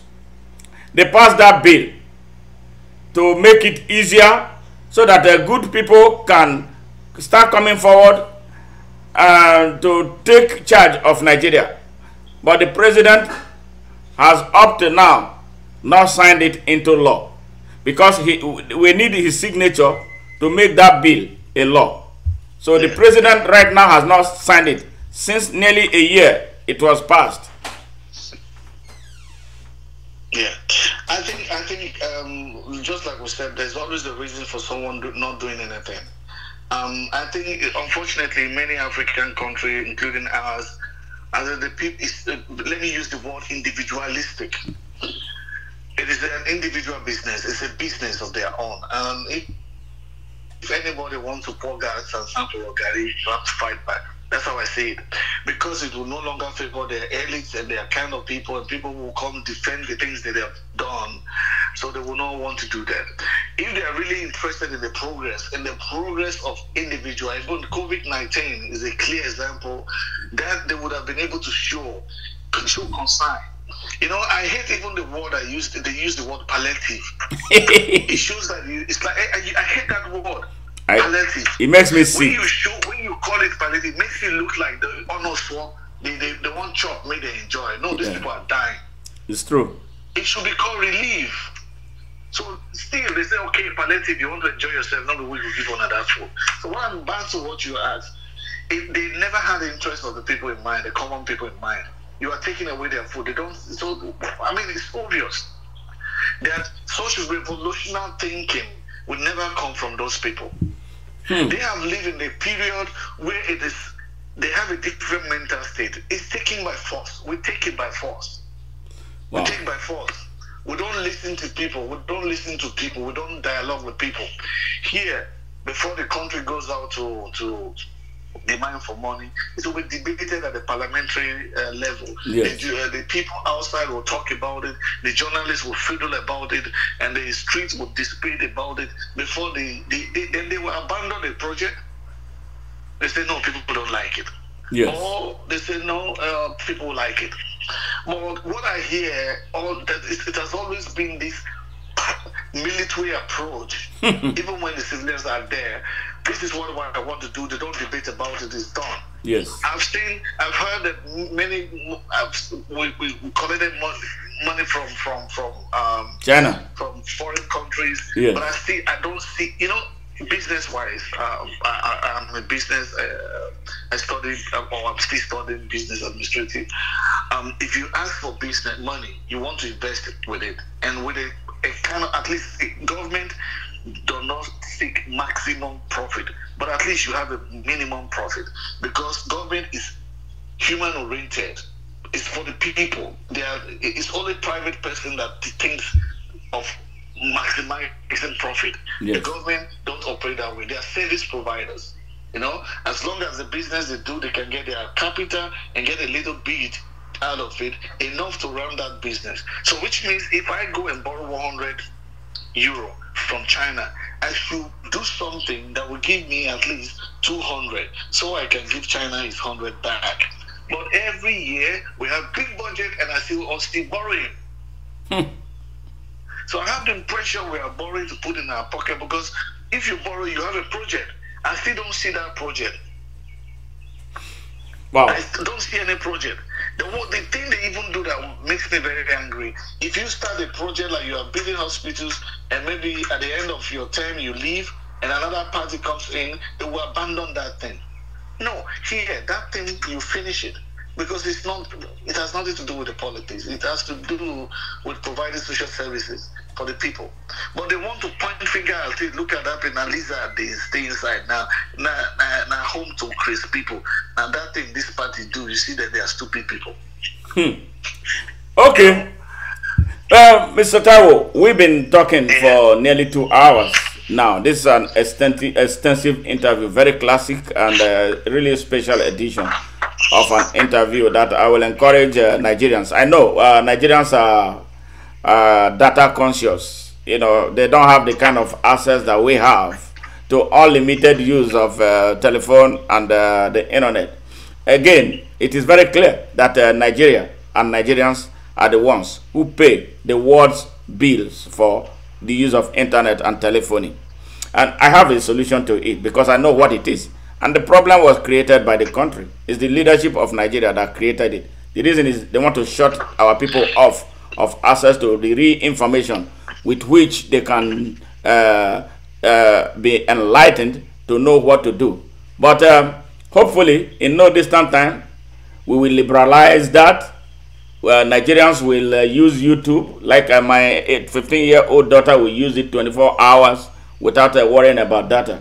So this interview is it's a classical interview.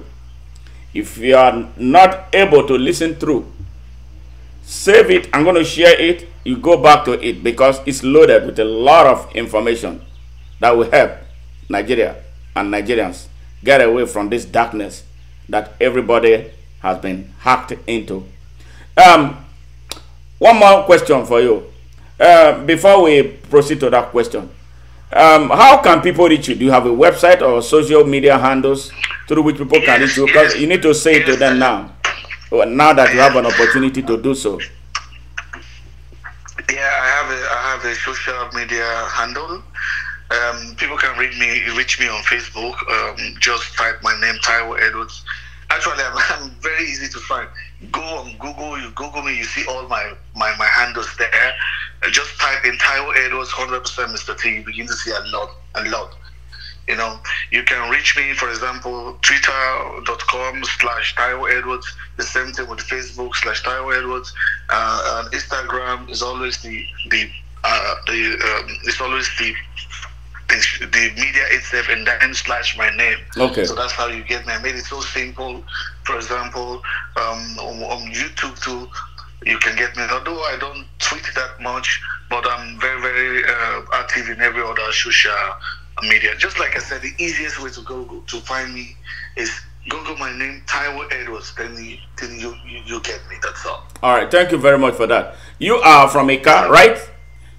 Yes, I'm from Ika. Now, yeah, in a short, language, what advice do you have for the Ika youth, most of whom have been severally used and dumped by politicians from that area, as we approach the next round of elections, like the local government election and the 2023 general election?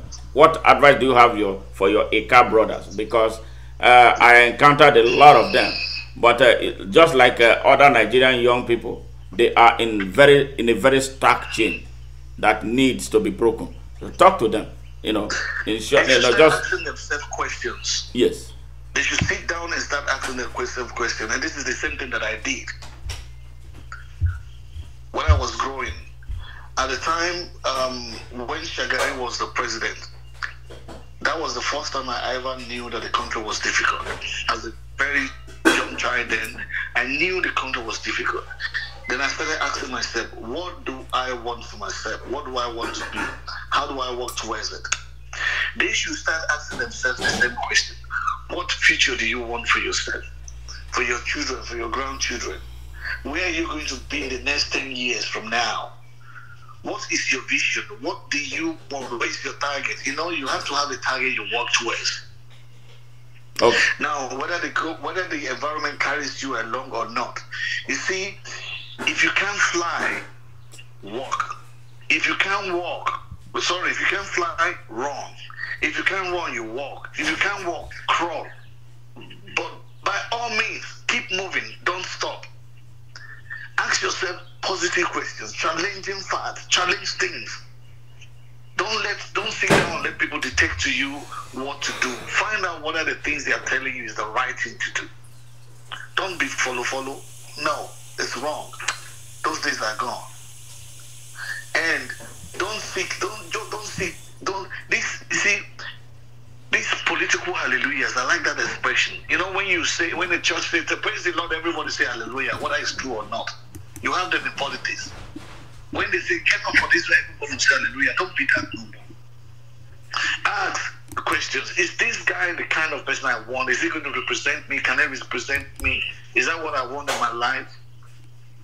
They should start asking themselves challenging questions. And forget about bribery. taking 4,000 euro. In fact, they have no right to ask for COVID palliatives because they took it already. With 1,000 they shared, in fact, it's madness. 1,000 in 4 years. That is less than 20 kobo every day. Wow, wow, wow. Great, great. A good mathematician. Great. Now, what is your parting words for Nigerians and in general, and especially Nigerian youth, as we come to a closure of this? Anybody who is sick needs a doctor. They should accept that they are sick and they need a doctor. That is the truth. If you see, the biggest thing you can do for yourself is recognize that you have a problem. If you recognize that you have a problem, you look for solution. The country is sick. Everybody in the country is sick. It's not an insult. They should begin to seek for a doctor. And if I see a mechanic, I know a mechanic is not a doctor. That does not mean a mechanic is not important to me. He's very important. But at the moment I need a doctor, they should look for a doctor and not a mechanic. Are you wishing to play any role to ensure we get the type of Nigeria that we need? Well, I'm not a politician. I'm not going to be a politician. I'm too sensitive for that. No, I'm not sure it is doing that has anything to do with you being a politician. Well, yeah, I know myself. I cry too much, especially when people don't want to see that they are the one that needs help. It makes me cry. It makes me feel so bad. In fact, it weakens me. I told you there's no time I go to Nigeria without crying. My brother was, because your Amazo, you know. So, well, what we are doing now is one way to influence a lot of people. I get a lot of message from people who tells me, well, in various groups that I am, we gain from your crudeness, we gain from your wisdom, we gain from the things you're saying. I used to think like this before, now I'm thinking the other way. And we are impacting people, even if we don't make noise about it. You're right. You know? And this is what I think we should do. We should affect the mindset of the people so they can make a better choice. So that when next time they bring them a rotten mango and a rotten banana, they will not say, well, I prefer the mango. No, they should reject both, but because both are rotten. Both are bad. They should be able to identify what is bad. Wow. You know, every time is always a rotten banana or a rotten mango. You choose from two rotten things. It's obvious that whatever you choose, both is rotten. They should have the discernment, the power of discernment to dictate, to titrate between what is good and bad. Wow, Brother Taiwo, I wish we had all the time on earth, but the good thing is that we always have time. We're gonna come back and continue this exercise from where we stopped. Let's peg it here tonight. Thank you for taking your time to honor our invitation. You are such an engaging guest. Really appreciate your work and your weight of experience. You are one man power force. You are a bulldozer. You are. I don't even know. I have no words to qualify you. In fact, you are a thunder. You know. Thank you, put sir. It that way. I'm humbled. You know? I'm humbled. And it's such a great pleasure, having you on this program tonight. Take care. Take care. Have a great night. Thanks. And you too. All right. Bye-bye, sir. Yes, sir. Yes, that was Taiwo Edwards, Mr. 100% T, Mr. T, as he wants to be called. And you heard him. Yes, I know Nigerians. I understand you are data conscious. Seriously, it's a problem. But I want to share an experience with you, because I was a victim too, until I found an answer to it. In 2017, a young man from Sweden, they are the operators of a phone system they call Reptel. He traveled all the way from Sweden to meet me in Houston. I thought he was joking when he told me. So I checked him out for security reasons to ensure that he wasn't a criminal or a killer. Before I accepted for him to come and meet me, we met at a hotel in Houston. And then I asked him, why did you make this special trip because of me? He said he wanted to use me to advertise Reptel in Nigeria. I said, why? So he gave me a data of what I spent calling Nigeria using Reptel. I spent $9,000. $9,000 making phone calls to Nigeria. So that thing got me angry because I was even doing it unconsciously. I didn't know that I was spending as much to call Nigeria.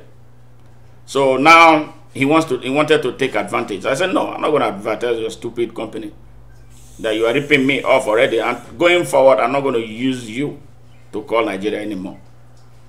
So I asked him, why is it? He said, it's your government. It's our Nigerian government that is responsible for the high cost of making telephone calls and the high cost of accessing the internet. Now hear this. The reason is because they want to keep you away from having access to the information that you can use to upstage them. But they are coming to a dead end of that. So what it says by implication is that Nigerians pay the bill for the internet that the whole world is using. You understand? I have children who use the internet like it's a right. It's like water that you must drink. It's everywhere. You don't have to struggle for it. But in Nigeria, everybody kind of hold it down. Yeah, that is it. They want to limit your access to information. And the reason why I'm saying it, I've done over 100 messages on YouTube. Powerful messages that can turn Nigeria upside down if the people of Nigeria had access to really listen to them. But I question Nigerians too. You who could pay 7 billion to listen to pornography by BB Niger, and you complain that you don't have data to watch, to listen to something that can transform your country, something that can transform your life, that people put together. That we need all of us need to start asking ourselves questions, because what we have been doing is we seek the information that we don't need.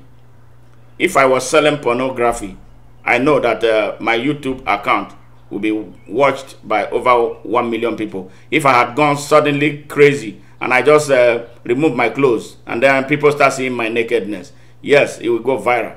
But when it comes to that we need, that corn that we need to liberate ourselves, we don't get as interested in them as we are in pornographic materials that we view, obnoxious things, or where they murder people.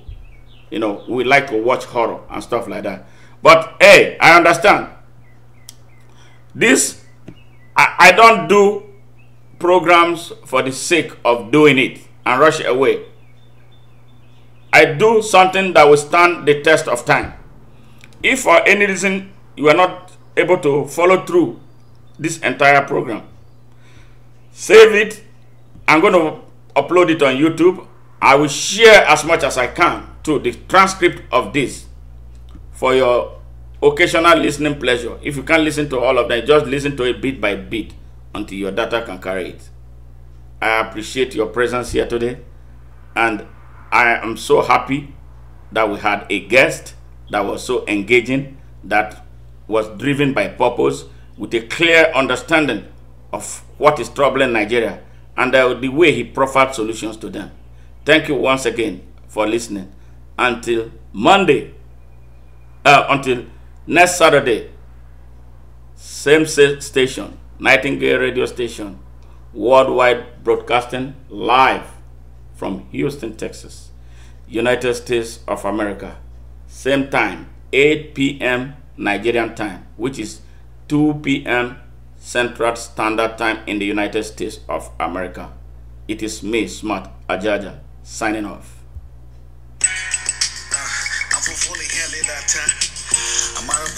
One day, no joke of what they done.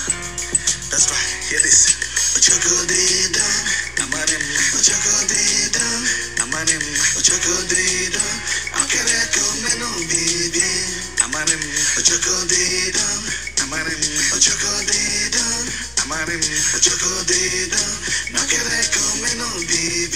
That's right.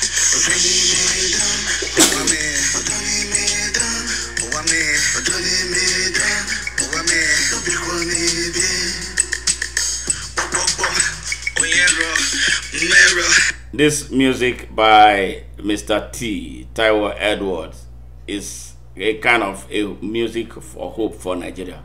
What he's saying here in a car language that I'm translating in English is that, yes, things are tough. We understand that things are tough, but I'm sure that it's going to get better. So that's what it means. You know, Okareka Omelo Biebie. It may take a little longer, but certainly it will get better. You me Taiwo Edwards Opuse Ojiva Mark Babo. Yeah. Onya boken loswe. Ali yuba welo mo yo weapon on Taiwo. Ikaga maskuken jolili ken lopo. Agama bopo, eshimu gwidu. Agami dupo, eshimi lisha. Agami lisha po, eshim Lagos. Eburu me gwagbo, bwesho bodebo. Obon losha, bobakwam, rap star, pop star, hip star, dance star, song star. Oh baby, Canada don oh baby, Canada don mama no baby. Canada don oh baby, Canada don oh baby, Canada don mama no baby, Canada don chocolate don amanem, chocolate don amanem, chocolate don akere come no baby, amanem, chocolate don amanem, chocolate don amanem, chocolate don akere come no baby. That's right.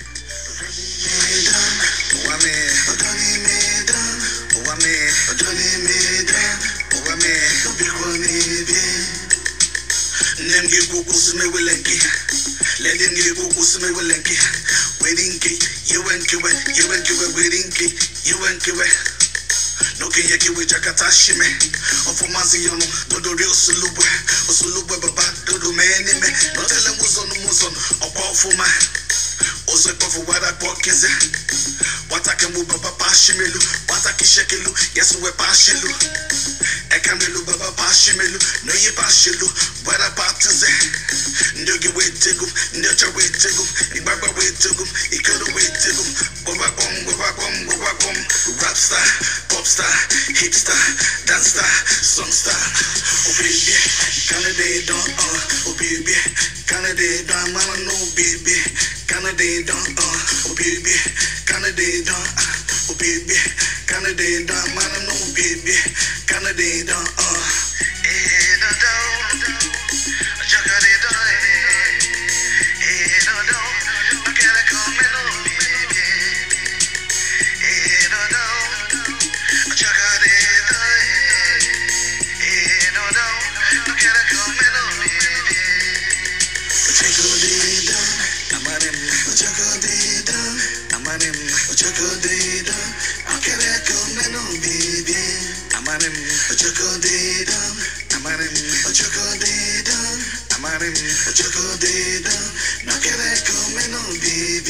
That's right.